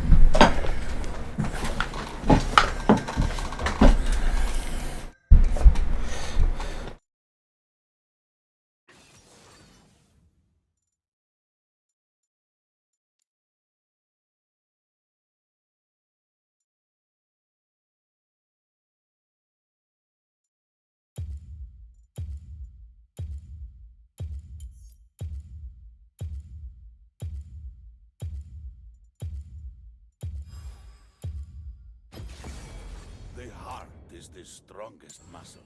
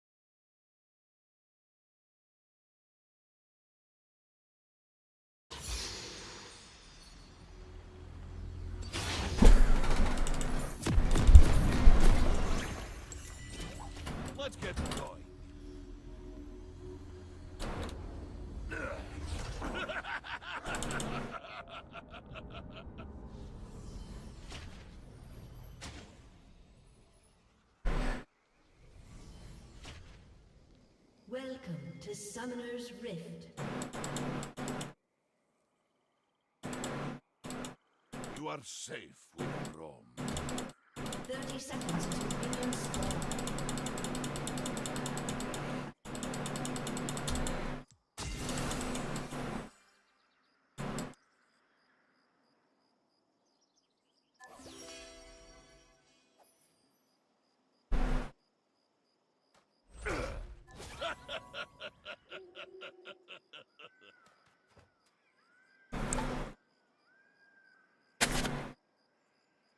Minions have spawned.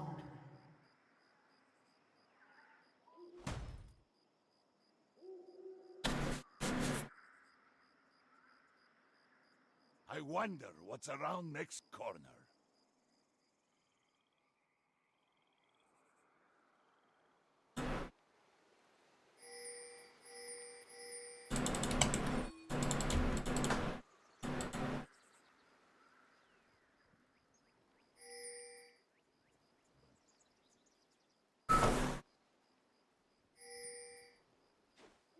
No time for worrying.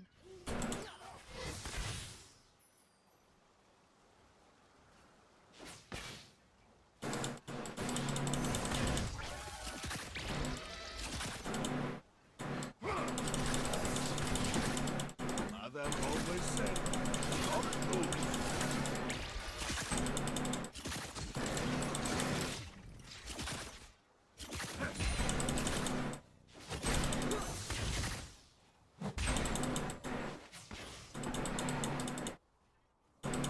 The darker the night, lighter the sky.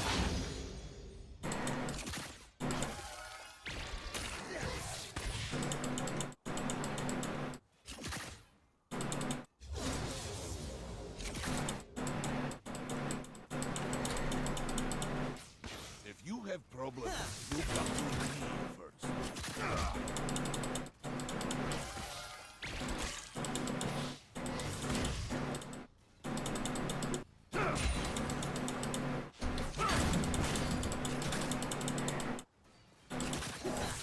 Let us go.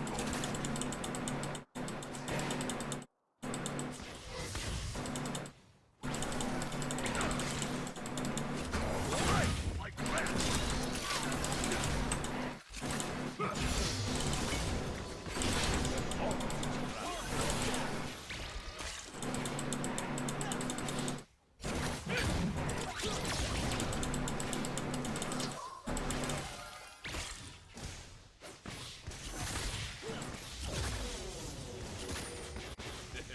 Life is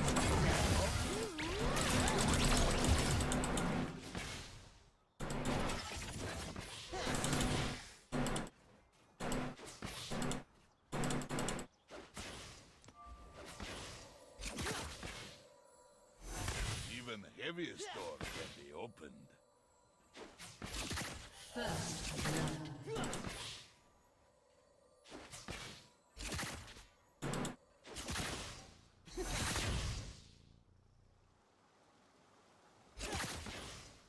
Sometimes icy heart just needs warm smile.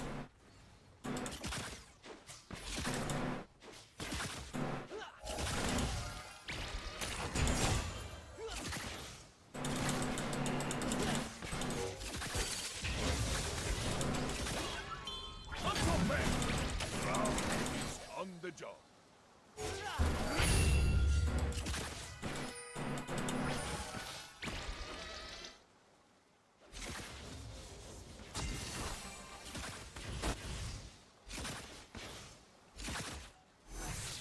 Move like the earth.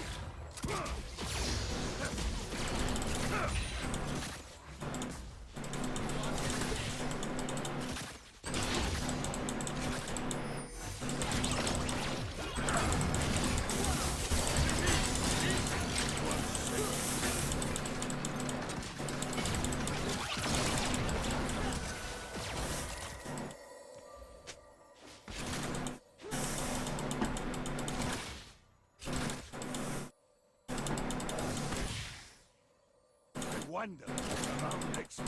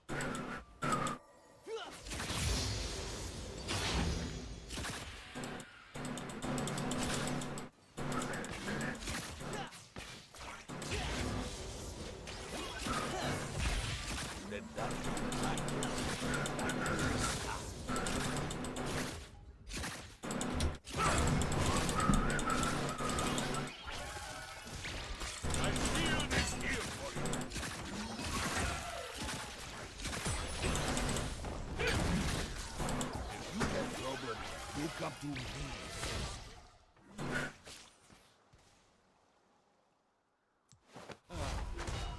Turn me on.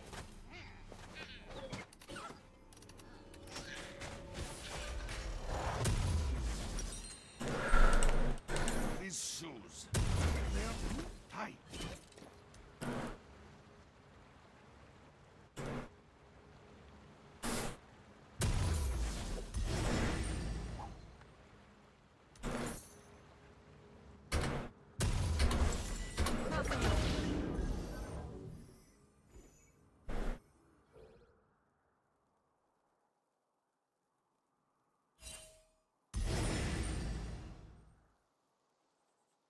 Let us go.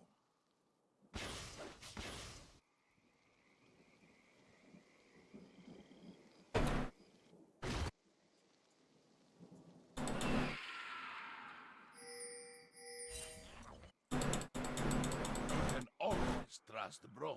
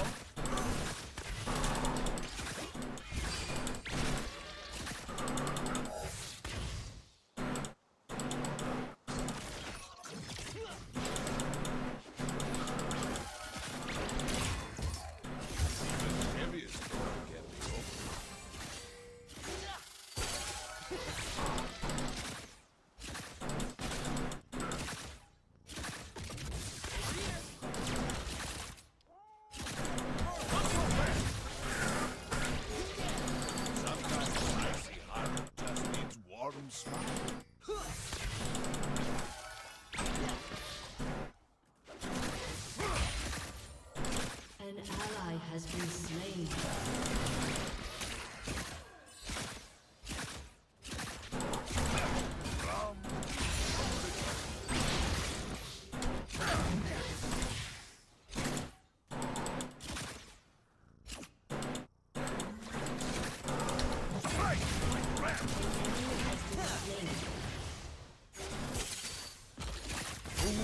Like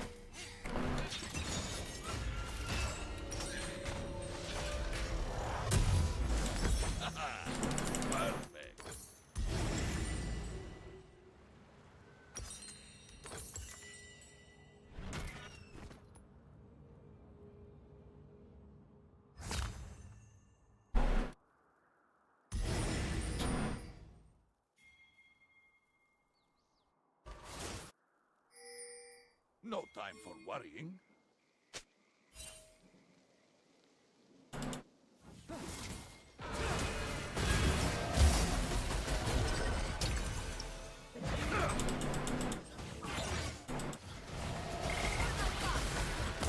Mother always said, don't lose.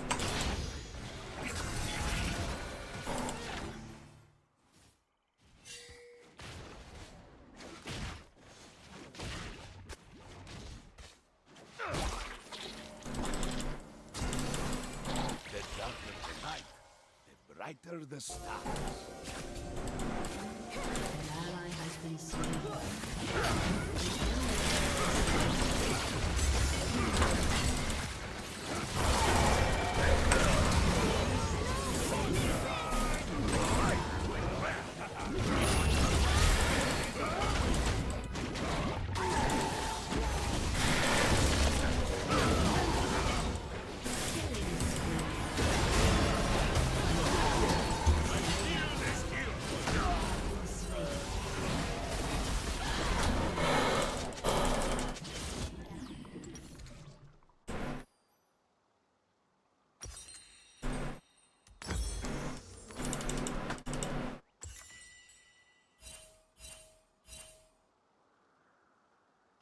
It's very important to take time to rest.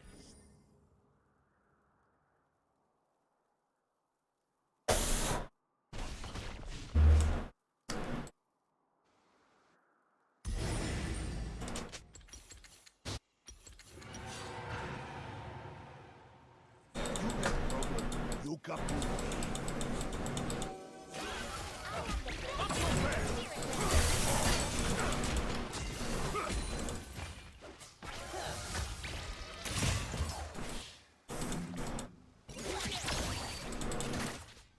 Let us go.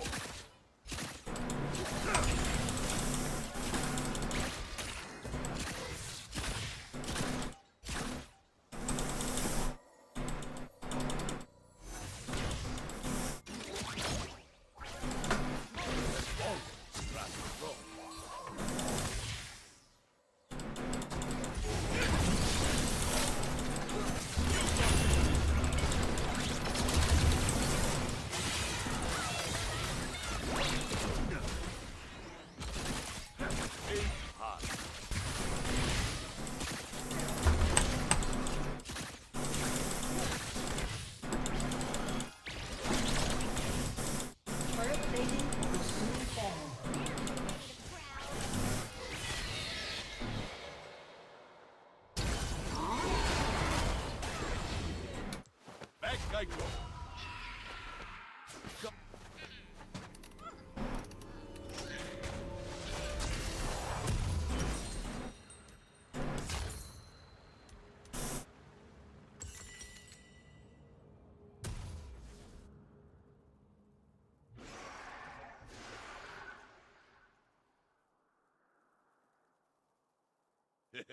Life is good, no?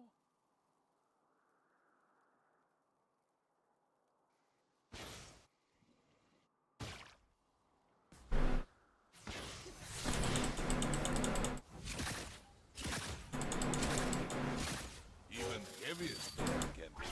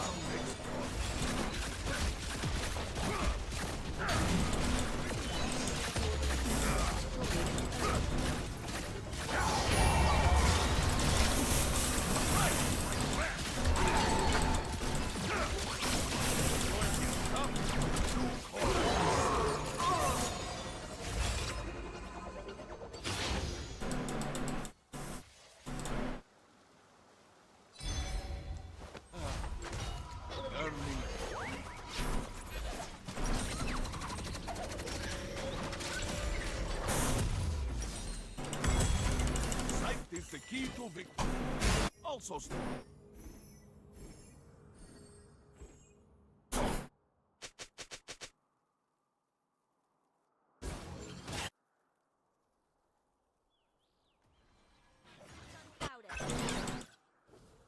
No time for one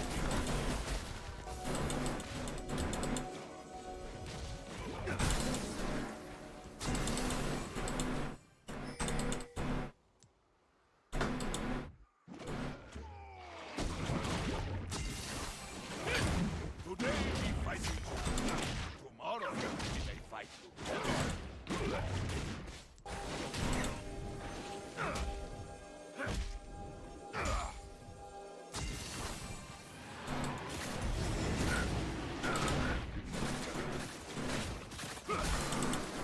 Mother always said, don't lose.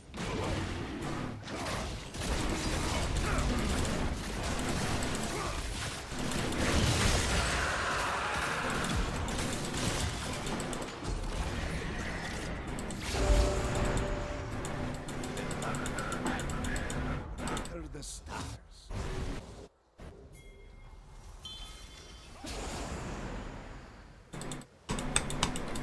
An enemy has been slain.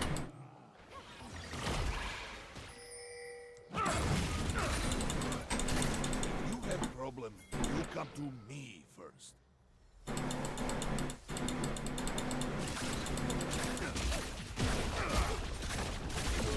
Has destroyed a turret.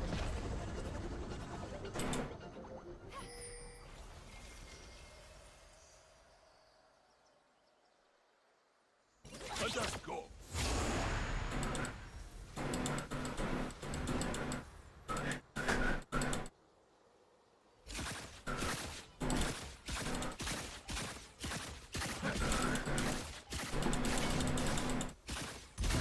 Always trust the Lord.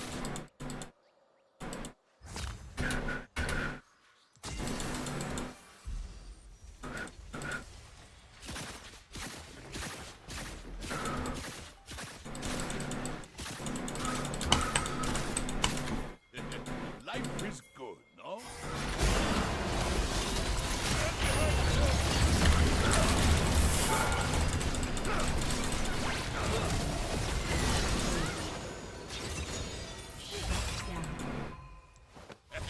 Time for a Enemy has been slain.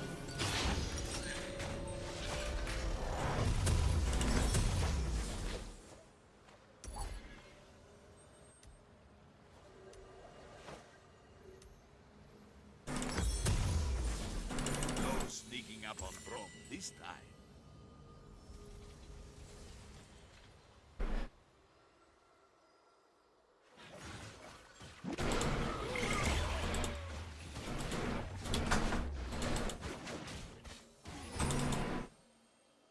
Even the heaviest door can be opened.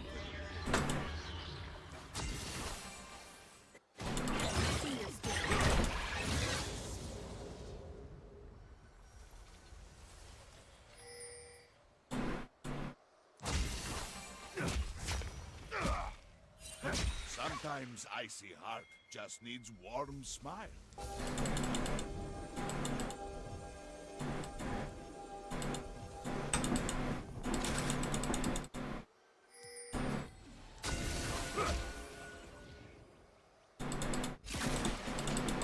Ram is on the job.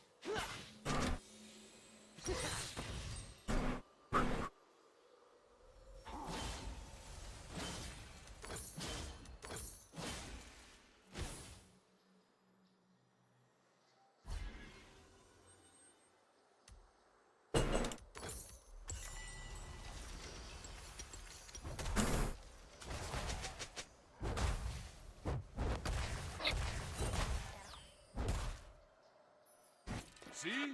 That wasn't so bad.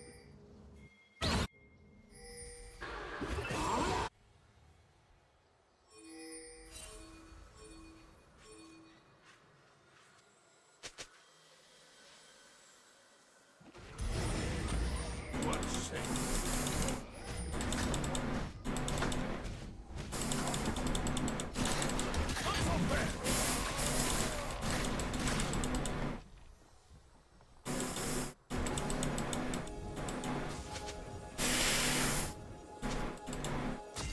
Wonder what's around this corner.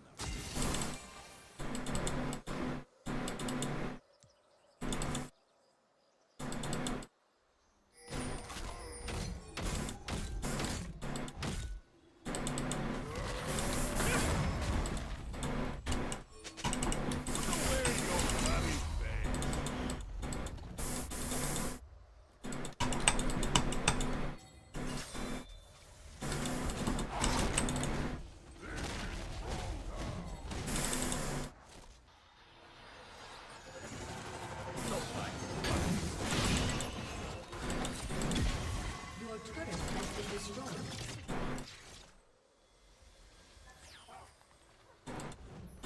Your turret has been destroyed.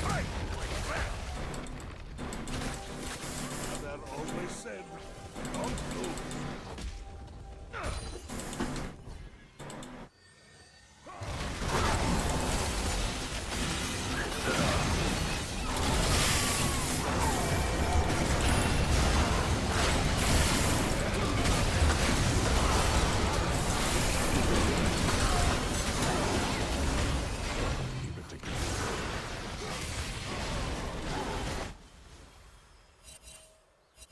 An ally has been slain.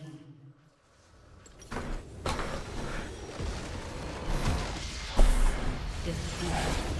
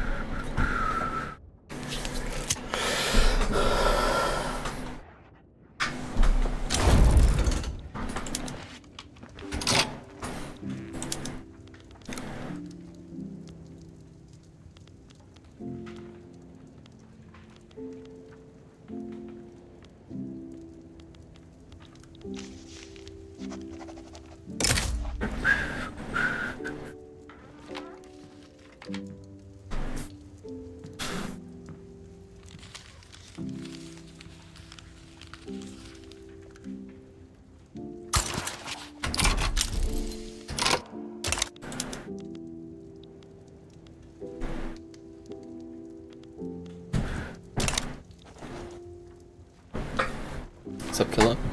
How's my little killer doing? I'm sleeping.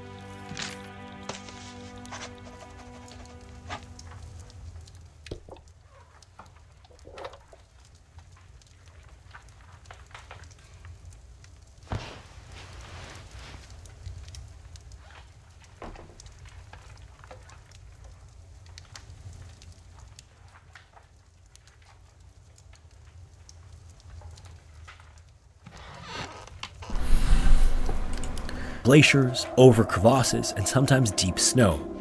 Then, at the end of a long day of traveling, camp has to be set up, and everyone has to dig, shovel, and cut snow blocks to place tents and other equipment. So that's what these men did, slowly charging their way higher up the mountain. And quite literally, they walked for weeks along the same chunk of flowing ice that is the Muldrow Glacier, constantly on the lookout for deep cracks in the ground that could be the end of the expedition. First, they established Camp 2 along the lower icefall. Camp 3 was set up after that, and before another section known as the Great Icefall at the beginning of July, so close to 2 weeks after they left. Camp 4 was next and was set up below something known as the Harper Icefall at around 12,000 feet on July 4th. This icefall is part of the larger Harper Glacier and is the source of the Muldrow Glacier, which starts near the top of the mountain. It's essentially a massive chunk of flowing ice that slowly makes its way down the mountain under its own immense weight. This section of it, known as the Icefall, is so steep and treacherous that climbers have to ascend a ridge to the side, known as Karsten's Ridge, because it's almost completely unclimbable. After making this detour around, they set up Camp 5 along the ridge at 15,000 feet on July 13th, now close to a full month from when they started. At this height, they were finally just one camp away from striking distance of the summit. By then, they were all suffering from some degree of altitude sickness, but for the most part, this was minor and everything was going according to plan. That same day that they rested in camp, a weather report came through over the radio and let them know that there was a possibility of a large storm forming, which was projected to hit on the 16th or 17th. But up until that point, weather would be almost perfect for summiting. The team talked about what to do, and eventually Joe suggested that they try to make a push for the summit before the storm had a chance to hit. If they left that day, they could make high camp, then summit the next, and be down before the bad weather rolled in, and with a day to spare. After further conversation, they decided to pack 5 days worth of food and then set up one more intermediate camp at 16,500 feet to spend the night and acclimatize. This would be known as Camp 6 and would hopefully help lessen the effects of altitude sickness. So, toward the end of that day, they made the trek to this camp where they would spend the night. The following day, and for reasons that are sort of unclear, they split into two groups, although this may have been due to the worsening condition of some of the less experienced climbers. First was a group of 8 who would head up to High Camp or Camp 7 that day. They would then make an attempt the following day on the 15th. The other 4 would remain at Camp 6 and pack some additional gear and rest before heading up to High Camp the next day. So in the evening of the 14th, that group of 8 established High Camp at 18,000 feet by about 7 p.m. Everything was still going according to plan, and if the weather held, they'd be standing on the massive summit in less than 24 hours. But then the following day, the group splintered further when just 4 of the strongest climbers set out at around noon for the summit. This included Joe Wilcox, another member of his party, and then 2 of the climbers from Colorado. This left another 4 at High Camp to wait for the final 4 who would be joining them later. Regardless, that day the weather was perfect. The wind was minimal, sky was clear, and the temperature was just a few degrees below freezing. Because of this, the summit team made great progress and were ascending at a rate of 500 vertical feet an hour with the occasional stop for rest and food. Finally, at 6:30 p.m., they walked across the final narrow ridge leading to the summit and stepped onto the icy top of the highest point of the continent. At the time of this ascent, only around 200 other people could say the same. As they stood on the little plateau, they could see over everything in every direction. There's quite literally nothing higher for thousands of miles in every direction. With the amount of time it had taken for them to reach the top, they wanted to savor their time, and so they spent the next hour and a half wandering the little space, talking on the radios and setting off flares in celebration. Finally, they felt it was time to descend and started down the mountain at around 8 p.m. As far north as Denali is, the sunset in July is around midnight, so they had plenty of light left to descend by. Even still, it was just a 2-hour walk back down before they stepped into High Camp once again. Right around when the summit team returned to High Camp, the remaining group from Camp 6 arrived at High Camp, so now all 12 of the team members were at 18,000 feet. They all congratulated each other and talked about how the conditions were and what to expect. The plan at this point was still for the remaining 8 team members to summit the following day on July 16th. But when everyone woke up that morning, the wind had picked up and was getting progressively worse. Gusts were already up to 70 miles an hour. So instead of summiting that day, they were all forced to hunker down in their tents and wait for the weather to clear. The renewed confidence they had briefly from the summit the day prior was worn down as they spent the day struggling to prepare food and shoveling snowdrifts that accumulated on their tents. With just 2 stoves for a total of 12 men, some of them just didn't eat so that they wouldn't have to walk between the tents and collect supplies in the wind. This was also partially aided by the nausea that some of them had due to the altitude sickness. At least a few of the party were already having a hard time keeping food down as it was. As the bad weather wore on, some of the less experienced climbers talked about not summiting after all, instead descending as soon as the weather cleared. After coming so far, the combination of conditions and exhaustion had almost drained them of any of the remaining spirit. But luckily again, the next day they woke up to the sound of nothing instead of the violent flapping adventures from the day before. After eating and talking it over, 7 of the 8 men decided they still wanted to make a push for the summit. One of their party, a man named Ansham, was just too sick to continue and would descend with the 4 men who had already summited. At around noon, that group of 5 had finished packing all their gear and set off from High Camp en route to Camp 6. As they made their way down the icy slopes, they occasionally looked back up to check on the progress of the others, and weirdly, still by 2 p.m., they saw movement in the tents. This was later than they'd discussed, and considering that they had some of the weaker climbers in that group, just generally not a great idea to be leaving so late. In any case, the group did finally set off, but only with 6 members instead of 7. At the last minute, another climber decided he was too sick to make the trek and would wait for them in camp. A few hours into their summit push, another storm started to form on the upper sections of the mountain. This was the first glimpse of not just any ordinary storm. Another reason why Denali is considered uniquely challenging is the ferocity of the storms that can develop on it. That same feature, which makes Denali so impressive visually, is responsible for creating some truly horrific conditions. When a weather system approaches from the Pacific to the south, rather than a gradual rise up a series of ascending peaks, it essentially slams into the full height of Denali. Like a large boulder sticking out of the river, wind and clouds flow roughly over and around the mountain. In addition to that, it's situated far closer to large bodies of water than Everest, for example, and right in the path of the polar jet stream. This current constantly brings weather systems from the south and right over Denali. And finally, it's also the farthest north of any of the 7 summits, at just 3 degrees of latitude below the Arctic Circle, which can cause some extreme changes in temperature on top of everything else. At the worst of times, the storms in Denali are some of the worst on the planet. Sometime that evening, a radio transmission came in from the summit party and said that they were still somewhere on the upper slopes, but that they didn't know where because they were in fog and whiteout conditions. Instead, they said they were going to bivouac for the night and hope for better conditions in the morning. And for those of you who aren't aware, bivouacking is typically sleeping outside in just a sleeping bag rather than a tent. Incredibly, the next transmission they sent out was at 11:30 a.m. the following morning when they were standing on the summit. Weather still wasn't great and winds were higher than they'd like with poor visibility, but they'd made it. To top it off, the temperature was a relatively warm 6 Fahrenheit or -14 Celsius. The only problem was that of the 6 that left the day prior, only 5 were in the group now. A man named John Russell was unaccounted for since the night before, and it was assumed that he'd headed back down to High Camp in the storm, but in all honesty, no one knew if this was actually the case. This should have been far more alarming than it was, but there wasn't much they could do other than descend and hope he was there. The final transmission they sent said that they intended to leave in a few minutes, and then they'd radio once they were back at High Camp. Unfortunately, shortly after that last call, the storm got dramatically worse, and it was the last time anyone ever heard from them. As they descended, a low-pressure area from the north, which brought moisture and humidity, met with a high-pressure system from the south and created a storm directly over the mountain.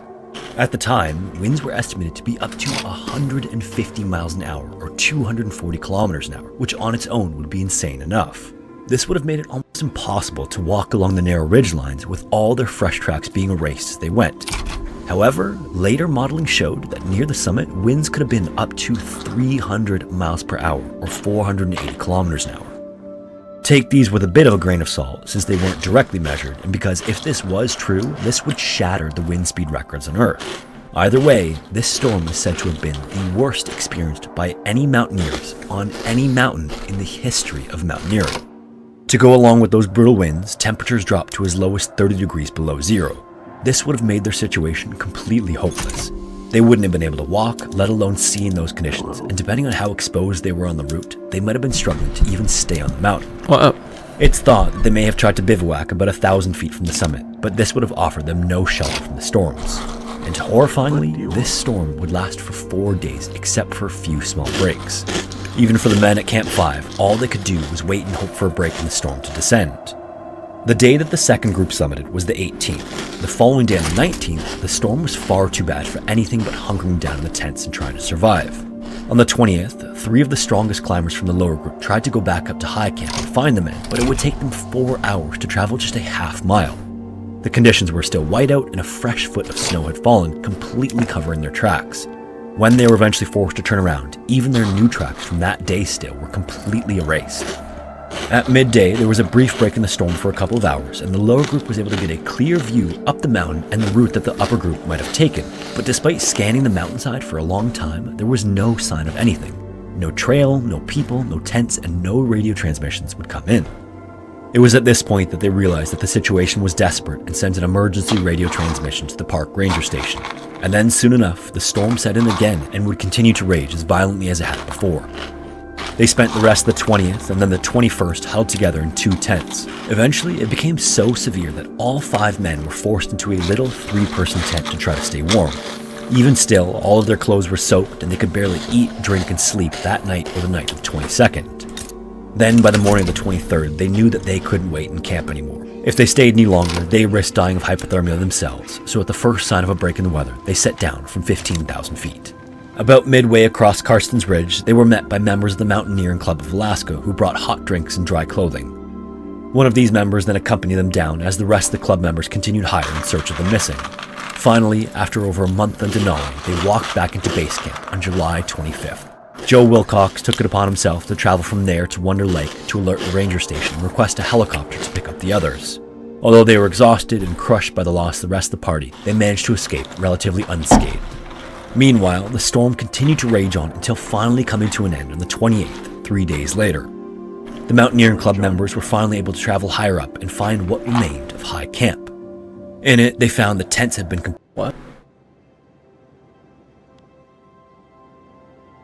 completely destroyed, the gear strewn all over the place, and there was a climber who was frozen to death, gripping onto a tent pole. Sadly, the remains couldn't be identified because of the poor condition of the body.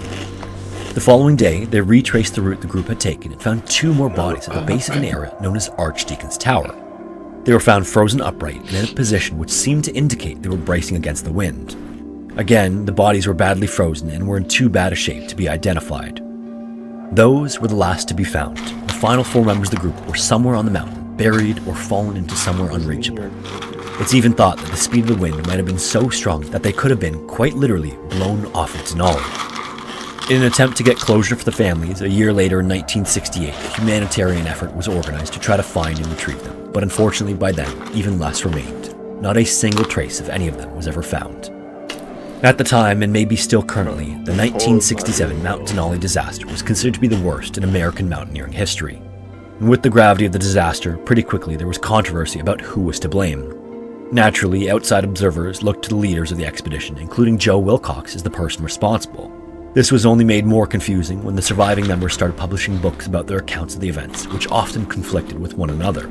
Since then, at various points in time, different members have been thought to be responsible. It was only later, once the weather was modeled and the true ferocity of the storm was determined, that it absolved any of them of responsibility, on the grounds that no one, not even with modern weatherproofing equipment, could have survived what was occurring on the upper slopes. It was... What? Where's the Valorant gameplay for me? Get on and there'll be more. Was and still is the worst storm ever recorded on Mount Denali. Hello everyone, thank you all so much for watching, welcome to Scary Interesting, and once again, a huge thank you to Babbel for sponsoring this video. Make sure to check out the link in the description for 60% off its...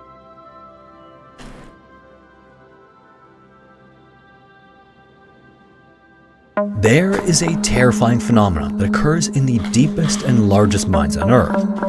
And in 1958, this would occur in the deepest mine in North America, and the results would be catastrophic for the miners over 10,000 feet underground. This is that horrifying story, and as always, viewer discretion is advised.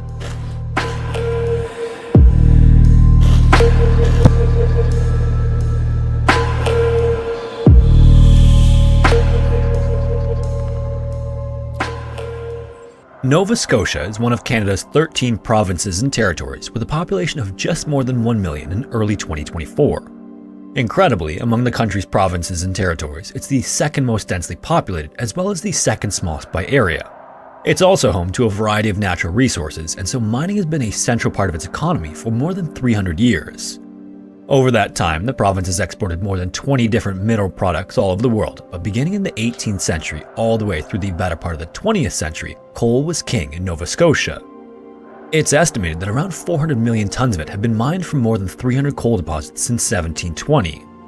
One of the most abundant of these mines in Nova Scotia's history is located in Spring Hill, which was a city of around 7,000 in the 1950s. Digging at these Spring Hill mines began in the 19th century and eventually became one of the deepest coal mines in North America, and also one of the deepest in the world with a depth of 4,260 feet or 1,300 meters.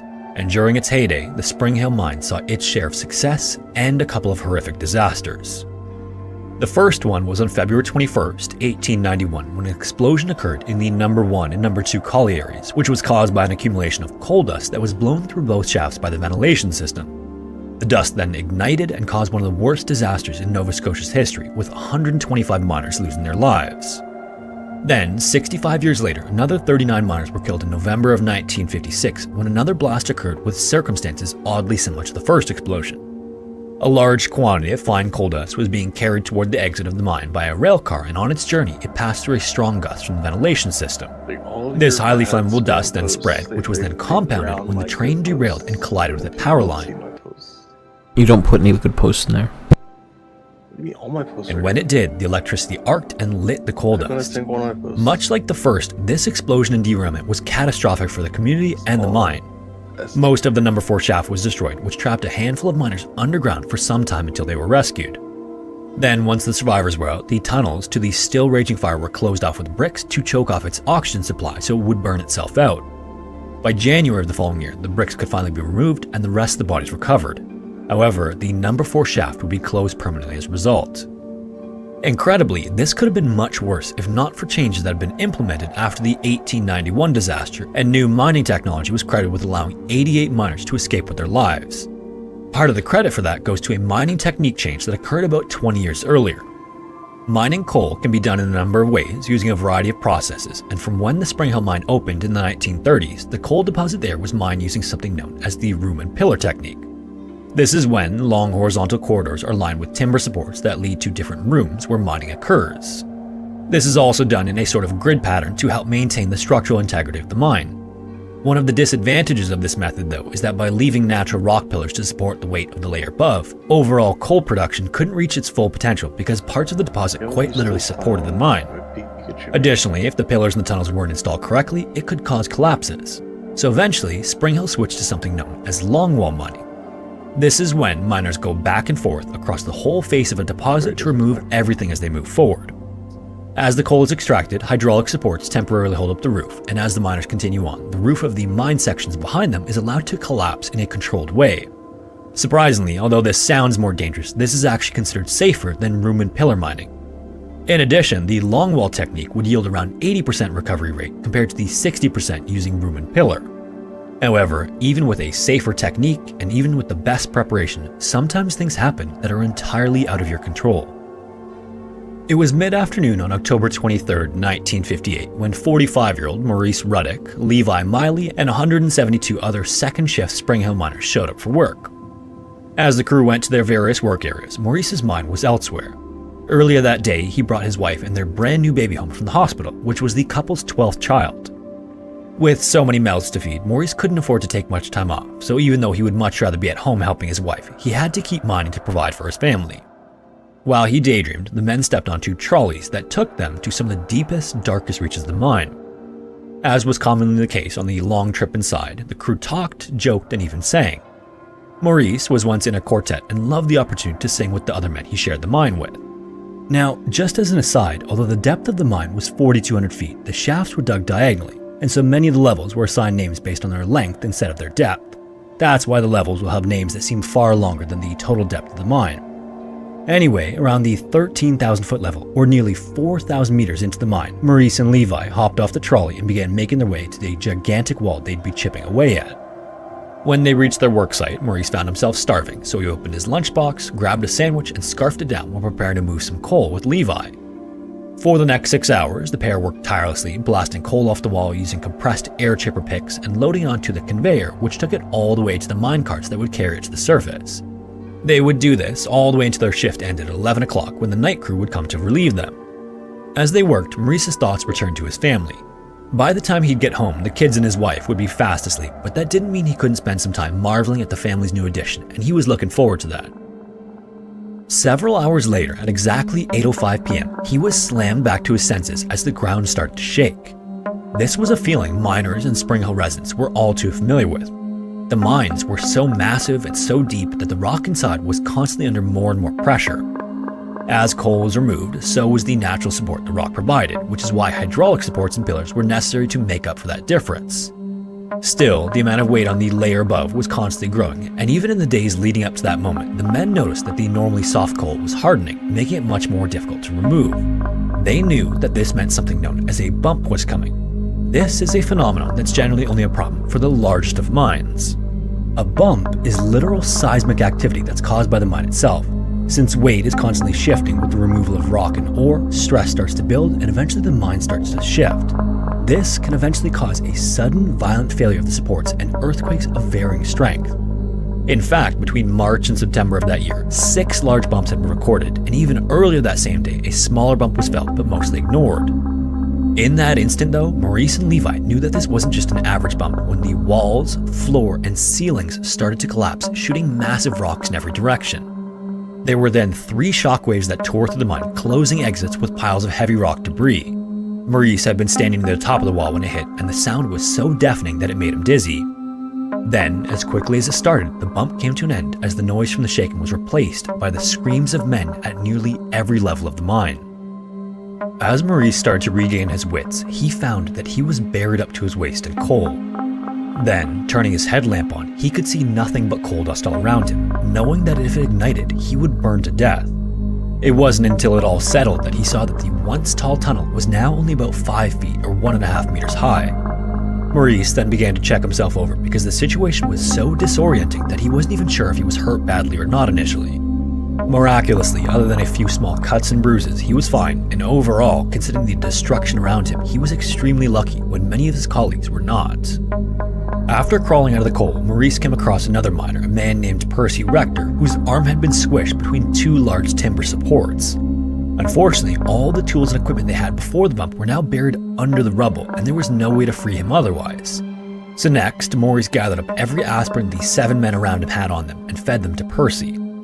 Then once Percy's pain was addressed, Maurice looked around to size up their situation.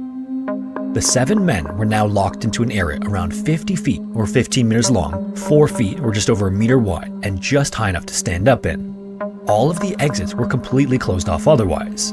So, with nothing to do but wait, the miners lay down on the ground, uncertain of when or if they could be rescued. Almost as soon as the bump dissipated, Spring Hill citizens started arriving at the mine. Everyone who lived there at least knew someone who worked in the mines, but the vast majority of the town was made up of mining families. Many of them would even joke that if the Spring Hill mines weren't there, the city of 7,000 at the time would have a population of just 500 people. As mine officials started to assess the situation, they discovered that the phones to levels below 7,800 feet were completely knocked out. George Calder, the manager of the number 2 shaft, then immediately ordered the train cars off the tracks and for trolleys to begin bringing men out of the mine. The rescue effort was going to need a lot of men on foot too, but when the ground erupted less than an hour earlier, dangerous levels of carbon dioxide and carbon monoxide were released and flooded the mine. However, this didn't matter to George and many of the uninjured miners who were ready to get in there and rescue their fellow crewmen. With 20 volunteers, George told the rescue coordinator to summon the Draggermen before the group he was leading began down the slope of the number 2 shaft. The Draggermen were named for the company that manufactured their breathing equipment, and they were a specialized group of mine rescuers who were often responsible for clearing noxious gas from the tunnels. They carried 2 hours worth of air each, which gave them much more time in dangerous rescue situations. That first crew of rescuers led by George didn't have to go very far before the destruction inside the mine was clear though. Floors and ceilings at multiple levels had collapsed, creating obstructions for rescuers trying to get to the further reaches. In fact, most of the shift that night was working on levels at 13,000 feet and 13,800 feet. When George and his group reached the area where the majority of miners were supposed to be, they were greeted with a horrible sight. The levels were completely jammed up with debris, and getting beyond the rockfalls was going to be a challenge, especially with gases at 13,000 feet starting to affect the rescuers. It took the better part of the next 3 hours for them to create enough of an opening to burrow through, and when they made it, they found 13 miners trapped on the other side.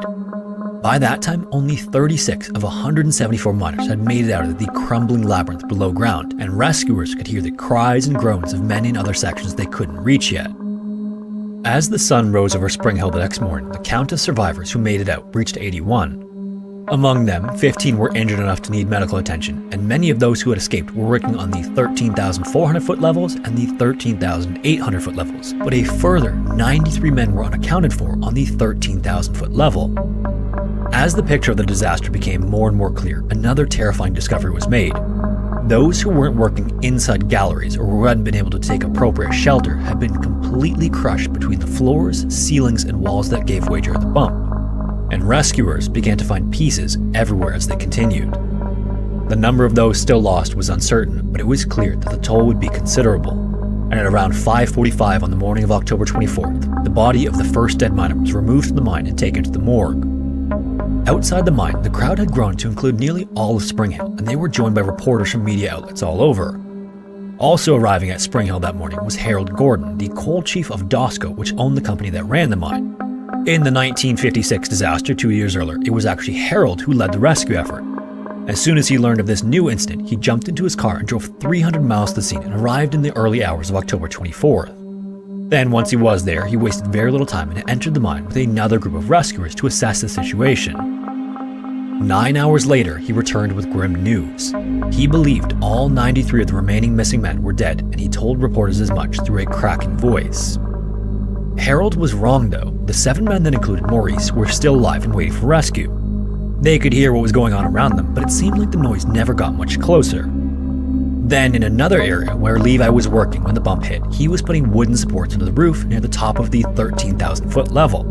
The force of the jolts threw him off his scaffold and onto the rock floor below, but somehow he scrambled into a small rock cove not much bigger than the one Maurice was trapped in, and just like Maurice, Levi wasn't alone.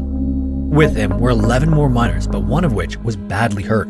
The man's leg was trapped under debris, almost certainly broken, and any movement of the rocks around him caused him agonizing pain. There was unfortunately nothing anyone could do for him though. He'd have to remain there until rescue arrived, whenever that would occur.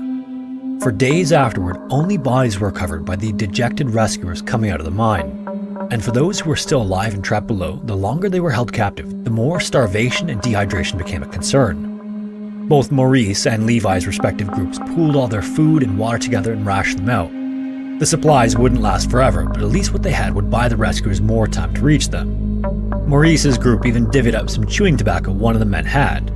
And while none of the trapped miners had much, they had hope that was kept alive by the constant sound of rescuers feverishly working to reach them. Each of the mine's levels also had a series of pipes running through, which Maurice's group pounded on in an effort to let the others know they were still alive, but even after days of this, they never received a response.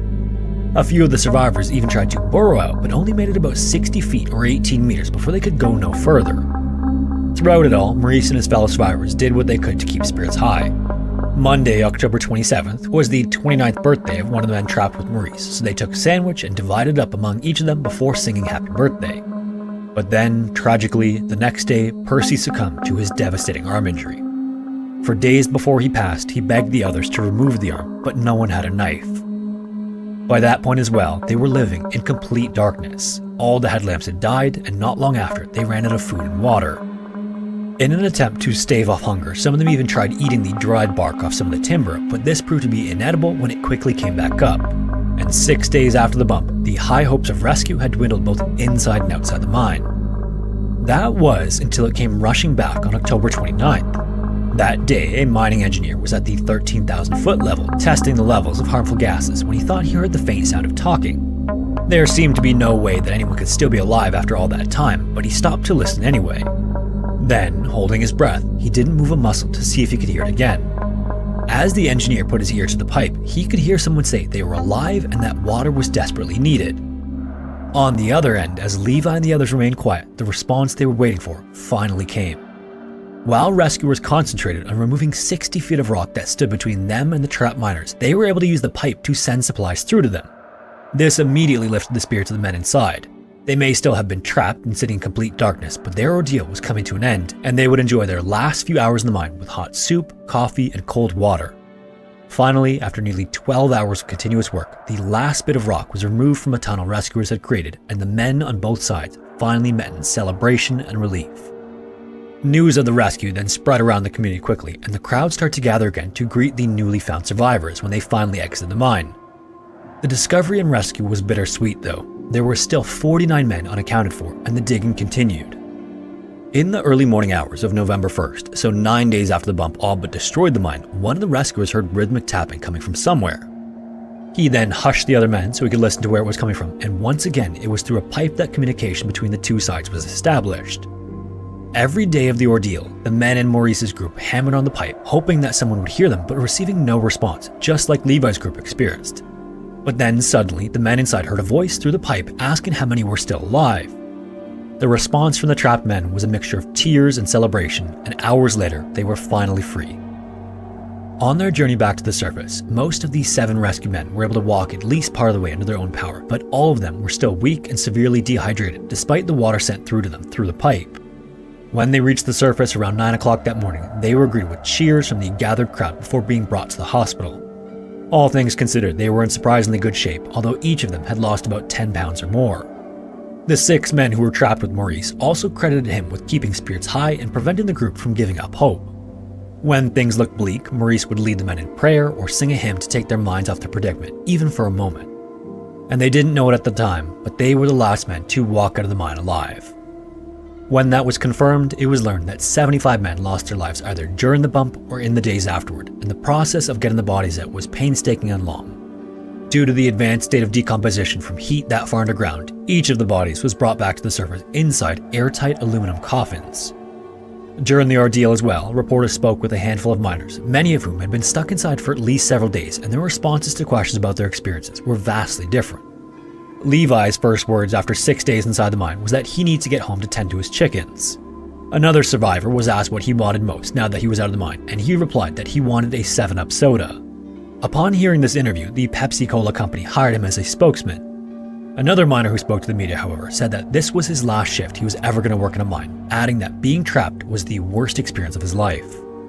Maurice, on the other hand, was unassuming about it all and tried his best to return to life as usual with his 12 children, but the story of his courage throughout the ordeal didn't remain secret for long, and he was eventually recognized as Canada's Citizen of the Year. The Spring Hill mines would continue to operate for another 13 years before closing for good, and an inquiry following the 1958 disaster cleared the parent company of the mine of any wrongdoing. If you made it this far, thanks for tuning in. If you have a story suggestion, feel free to submit it to the form found in the description, and hopefully I will see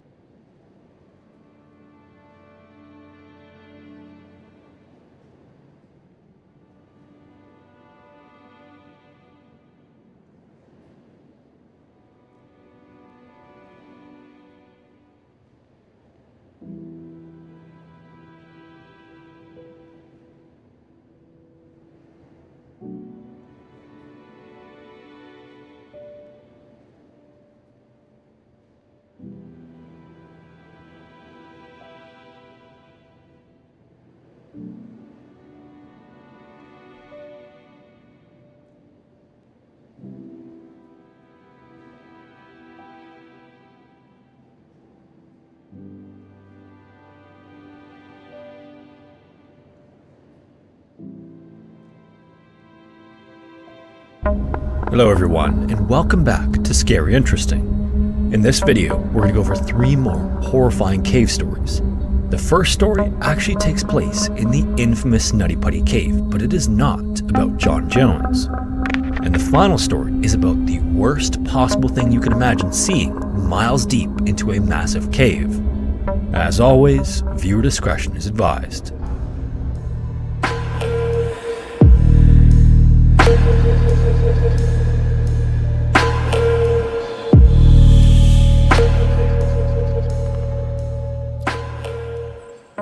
The story of the tragic death of John Jones inside Utah's Nutty Putty Cave is one of the most well-known caving incidents ever. In fact, if you've followed the channel for some time, you've probably heard me refer to it on at least several occasions. Whether it's the horror and hopelessness of the situation he found himself in, or that John was a young man with a pregnant wife at the time, something about the final 24 hours of his life strikes a chord with so many people. If it's a story you're not familiar with, John was a 26-year-old aspiring pediatrician who entered Nutty Putty Cave on November 24, 2009 during a visit with family for Thanksgiving. John was exploring with his brother, crawling along a section of his stomach when he thought he reached an area of the cave called the birth canal. This area was named for its tight quarters and because it looks like you were being born when you came out the other side. About the only areas more dangerous than the birth canal were the fissures along the main tunnel just beyond another area known as the Big Slide, and that's exactly where John ended up. With a steep drop to a tight dead end, it was too late by the time John realized his error. Horrifyingly, he couldn't push his way back up, and a massive rescue effort to get him out of the cave failed when John's heart gave out. Humans simply aren't meant to be upside down for long periods of time because blood will start to pool in the brain, which means the heart has to pump harder to fight the effects of gravity. Over a long enough period of time, no matter how young or in shape someone is, the heart becomes so overworked that it stops. After John was confirmed dead, the decision was made to leave his body in the cave. Less than 10 days after he passed away, the entrance to Nutty Buddy Cave was sealed shut with concrete, ensuring that no one will ever enter it again. What most retellings of his story omit, however, is that John's death was the last straw for Nutty Buddy Cave. When it was open, the cave attracted all kinds of adventure seekers when it probably should have been a place restricted to experienced cavers only. It was most popular with Boy Scouts and high school and college students, and there were a series of emergencies and close calls that the city, county, and state officials had to devote resources to. Between the year 2000 and 2005 alone, 7 rescue missions were conducted at Nutty Buddy Cave, averaging more than 1 per year. In 2004, 16-year-old Brock Clark was rescued from what is possibly the same fissure John's body now occupies. 2 weeks later, 23-year-old David Crowther got himself stuck for 8 hours before being rescued. Then in 2001, 2 Boy Scouts made it to some of the deepest reaches of the cave beyond the birth canal before getting stuck. Thankfully, it took rescuers only 4 hours to get them free, and then ironically, the area the Boy Scouts were trapped in was named the Scout Eater after the incident. Fortunately, most of the rescue missions conducted at Nutty Buddy Cave, since it was first explored in 1960, had happy endings, but emergency personnel and government officials knew that good fortune would eventually run out, and that's what happened when John's became the last in a string of rescue missions that drained resources. 10 years before John's death, 2 17-year-olds were almost the ones who sealed Nutty Buddy's fate and entrance. Chris Morrow and Chris Hale love the outdoors, and with this being the final summer break of their high school lives, they planned to squeeze as much out of it as they could. Along with a group of friends, the Salt Lake City teens drove south nearly 70 miles or 113 kilometers to the parking area for Nutty Buddy Cave. The plan was that the group would camp in the area that night and then head into the cave the next morning, so they got their tents set up and settled in for the night. The next morning, around 9 o'clock, the group entered the cave, and after some preliminary exploring, Morrow and Hale split off from the group and headed for the birth canal, located about 120 feet or 37 meters underground. After crawling the tight passages for a while, with Morrow leading the way, they believed they had reached the birth canal and they began pushing their way in, but Morrow turned into the wrong tunnel. As he did, he entered the downward slope headfirst on his stomach. He then started pushing his way through, sucking in his stomach as he needed to, when the surrounding rock would squeeze his entire body almost to a complete stop. Hales was right behind him and already well into descending the tunnel when Morrow realized they had made a horrible mistake. Looking ahead with his flashlight, Morrow could see nothing but rock walls. It was a dead end. Morrow then called back to Hales to let him know what he had just learned and to tell him to backtrack, but he was also in big trouble. He had curled himself into a ball by bringing his knees up to his chest as he tried to crawl through the fissure, and it got him wedged in place. This meant that both of them were completely stuck in the tunnel, upside down with no way to free themselves. Thankfully, their friends found them as a result of their screams and left the cave to call for help. And within an hour, about 40 rescuers arrived to begin trying to free the teens. While the effort was getting organized outside, Morrow and Hales received food and water from their friends, but it wasn't too long before rescuers were inside the cave and on their way to the 2 boys. Before anything though, rescuers needed to assess the situation, and they asked Morrow and Hales a handful of questions about their respective positions and how they were feeling. Several hours passed with little noticeable activity above them, but the 2 friends kept their spirits high. They chatted with one another, prayed together, and even made fun of themselves for ending up in that situation. When one of them would start to feel panic coming on, the other was there to calm him down. Outside the cave, it wouldn't be until late afternoon when Morrow's mother was notified about her son being trapped.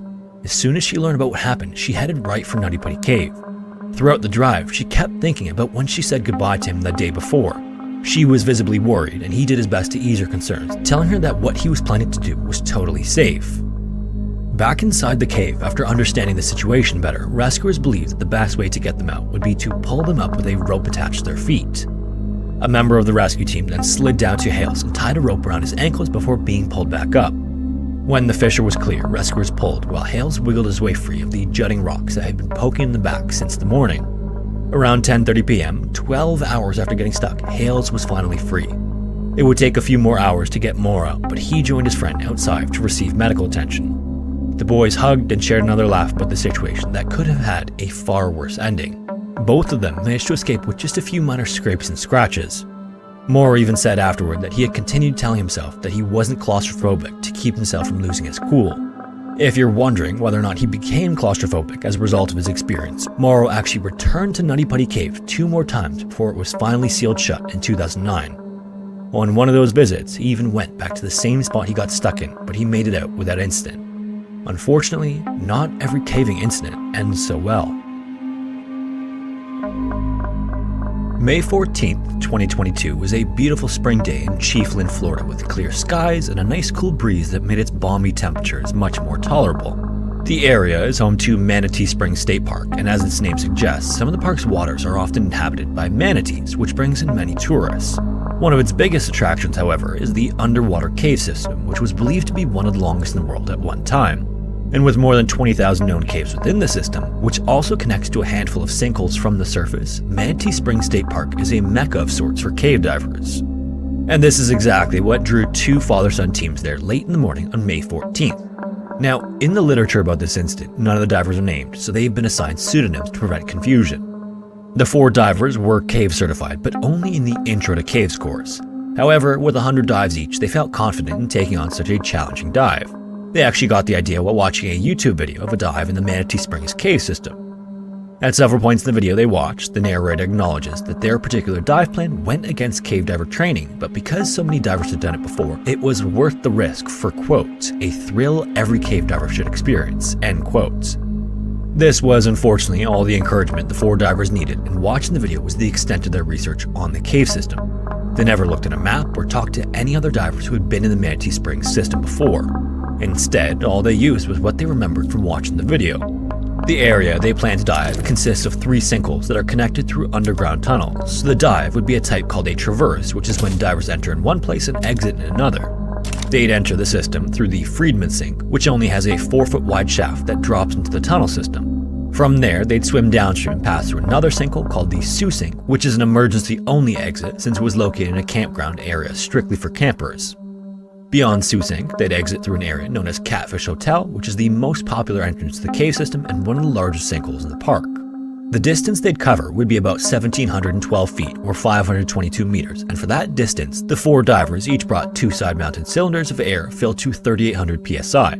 This is because, depending on how tight the tunnels of a cave system are, cave divers can wear tanks on their sides instead of their backs to give themselves a slimmer profile.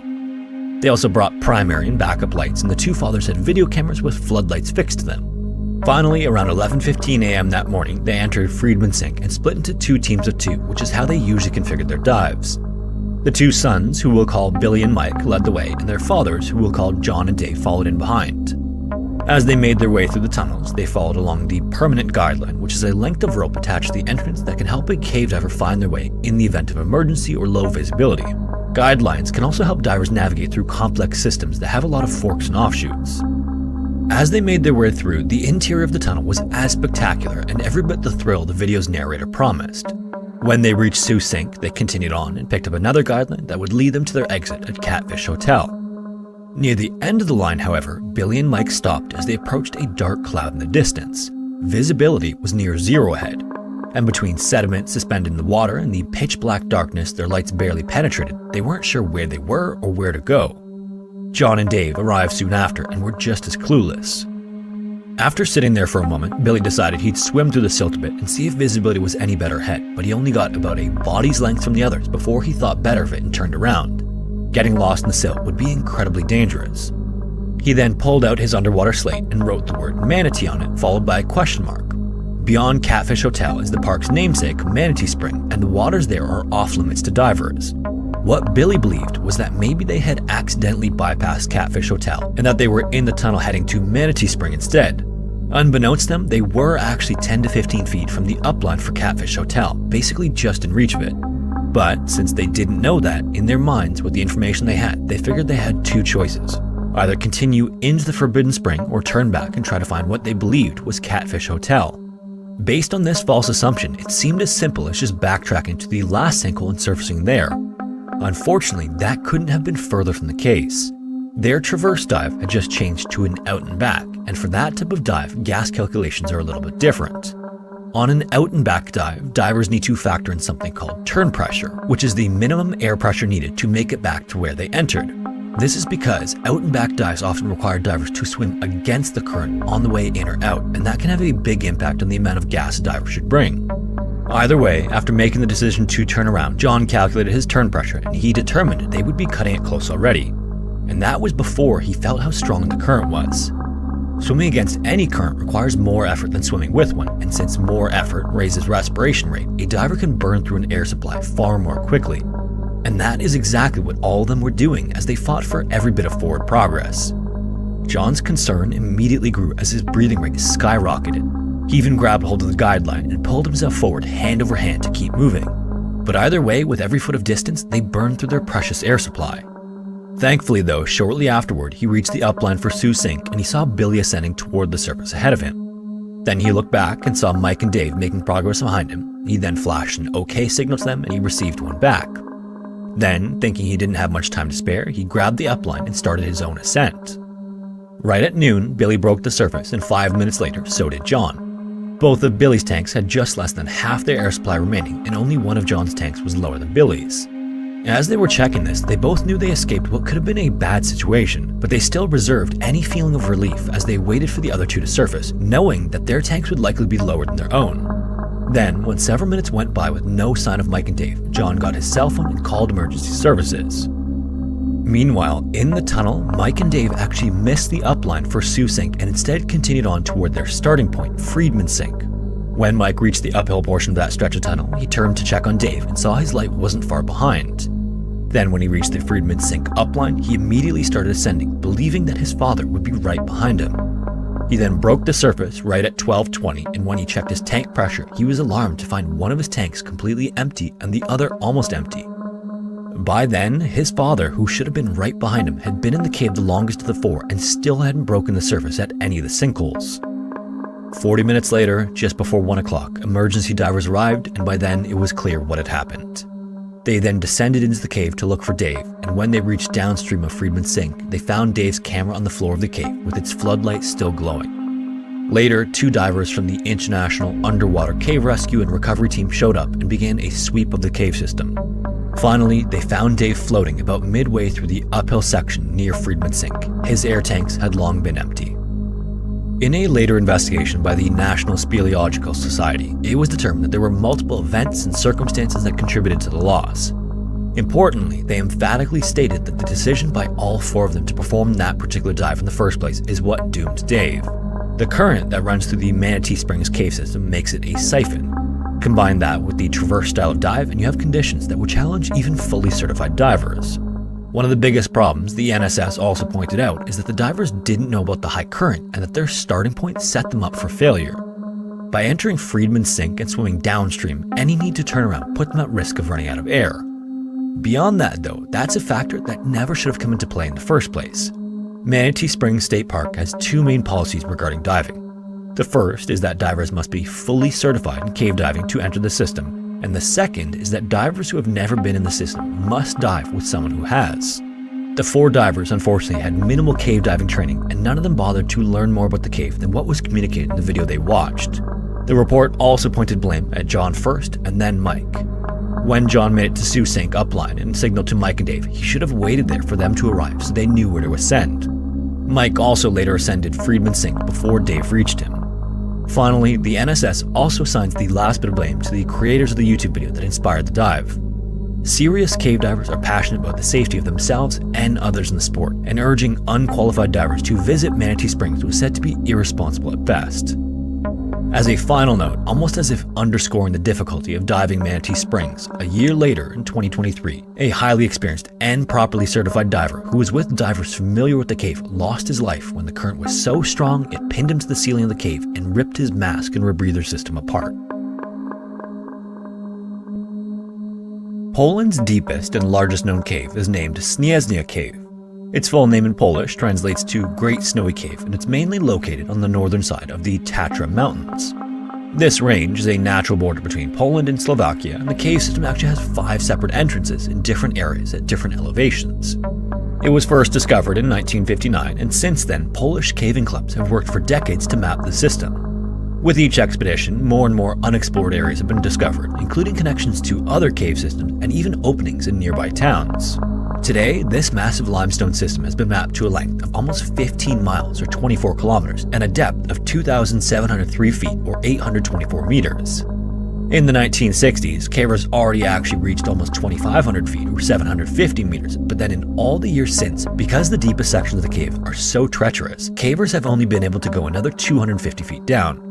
So in comparison to the miles and miles that were mapped early on, it's only been a trickle for more than 6 decades. However, that doesn't mean cavers aren't still trying. On August 15, 2019, a handful of cavers from the Wrocław Caving Club arrived in Śnieżnia Cave to do just that. Among all of the clubs that have worked to map the system, these cavers were the most frequent visitors and knew the cave and its many tunnels and shafts well. This expedition planned to explore how the cave connected to a section called Przemkow Lot, almost 2,000 feet below the highest entry point. At around 8 p.m., 6 cavers crossed into the Great Snowy Cave, and the plan was to get some distance in and then set up camp for the night. In caves as large as this, it often requires several days of travel to get to the intended destination. So in the morning, the group planned to head for a second camp where they'd then split into 2 groups. So around 6 o'clock on the evening of the following day, 2 of the group members, Daniel and Josek, began making their way towards Przemkow Lot while the other 4 headed to a different section. Part of the reason for this split was that Przemkow Lot is a tangle of tight passages and tunnels, and the fewer cavers went that way, the better. It just wasn't the roomiest of areas for many people to occupy. Then, sometime before 9:30 that night, Daniel and Josek were in a particularly tight and claustrophobic section when something unexpected happened. Heavy rains began on and off for days in the Tatras, and the rainwater had finally accumulated enough to rush into the Great Snowy Cave. The 2 men had begun making their way back to the second camp when they were shocked to learn that the way out had been flooded. Then, when they failed to show up at the camp at the agreed upon time, the other cavers went to search for them, and like Daniel and Josek, the sight of the air was shocking. The passages the other group knew the 2 men had gone through were completely submerged in water. Luckily, the others were able to make contact with the 2 men by screaming as loud as they could, even through the rock walls. Daniel and Jared get on? Yeah, he was being sleepy. Jared though. Was he on for like 20 minutes and he went to sleep? Pretty much. He just got on and went to bed. And Josek then replied that they couldn't get through with the tunnel flooded. It was such an enclosed space that every inch had to be carefully navigated. Getting through just a few feet would require much more time than they could hold their breath for. However, at the same time, they couldn't just sit around and wait either, because every half hour they checked the water level and found it was slowly rising still. What happened? Several hours later, You're an Enio? What did you try to say? I don't understand it. I'm an opium dealer. at 2 a.m. on August 17th, the others returned to the second camp, and the only thing they could do was hurry out of the cave as quickly as they could to get help. The problem was that leaving the cave takes about twice as long as descending. So by the time they got cell reception, it was 5 p.m., over 12 hours since they left the other 2 men. Their call was then received by the Tatra Mountain Search and Rescue Team, known as TOPR, and the rescue effort began right away, but it was extremely complicated. Reaching the closest entrance to the cave as quickly as possible would require a helicopter, and the tunnels were so tight where the men were, which would severely limit the number of rescuers that could be down there at a time. Either way, within 2 hours of being informed, the first members of the team arrived and were ready to start making their way through the cave system. Led by one of the 4 original cavers who left the cave to get help, the rescue effort officially got underway at 8 o'clock, 48 hours after the Wrocław group entered the cave to begin the expedition. Then, finally, at 3 a.m., so by then, 24 hours after the men were trapped, the team was outside the flooded section and assessing the... The thing with, like, in Thailand, I think it was? No. Like the youth Oh, this is in Poland. Oh, good. Nice. Situation. From what they could tell, there were 2 ways to get to the men. One was the way they went in, which was flooded, and the other was through an area that was always flooded. However, the rescuers determined that sending divers in that way was out of the question. This meant that their only hope of getting them out was the once dry but also extremely tight passage. The approach the team came up with was to use explosives to widen the tunnel, but that would take time the rescuers likely wouldn't have, because in attempting to make voice contact once they got outside the passage, rescuers received no response from the men. The conditions on the other side of the flood were not clear, so not receiving a response was immediately concerning. Whether they were trapped inside the tunnel or a larger dry section within the passage, the 2 would likely be completely soaked to the bone in freezing cold water. At their depth as well, carbon monoxide levels would also be much higher than above ground. So already by that evening, TOPR officials believed that the men could be in a deep state of hypothermia, and rescuers were barely any closer to them. Each time the rescue team used explosives to widen the tunnels, they'd need to remain outside of the cave for at least 2 or 3 hours for the dust to settle and the smoke to clear. The charges also created even more dangerous carbon monoxide gas, and it just wasn't safe for rescuers to work in those conditions. As for Daniel and Yosik, things weren't looking good as time went forward. Contact still hadn't been made, and in the afternoon of August 19th, the TOPR chief told the media gathered nearby that the chances of survival by that point were extremely thin. The effort to save the men continued regardless, but work had slowed dramatically. Without a way to get bad air out faster after widening the tunnel, every inch seemed to take hours. To solve this, rescuers began constructing a ventilation system on August 20th, but the effect was minimal. In addition, although the walls had been blasted to around 16 feet wide, going from just a few feet wide to 16 meant there was a lot of rock debris that needed to be cleared from the area, which was a challenge in itself. This was in fact so time-consuming that TOPR officials started to reconsider trying to reach the men through the passage that was always flooded, but unfortunately a second assessment proved that it was still too risky. Thankfully though, as it neared 4 o'clock that afternoon, the first major breakthrough came. With much of the passage entrance blown out, Daniel and Yosik's equipment was located by the lead group of rescuers. Among the items were 2 harnesses, some food, and a damaged drill. Then, later that night, the rescue team received their most encouraging yet also most alarming sign since the rescue began. Through the rock, they could hear one of the men snoring, meaning at least one was still alive. Unlike regular snoring though, this sound was more of a gurgling snore and indicated that time was quickly running out. There was no doubt by then that they were in the last throes of hypothermia, and they needed medical attention immediately.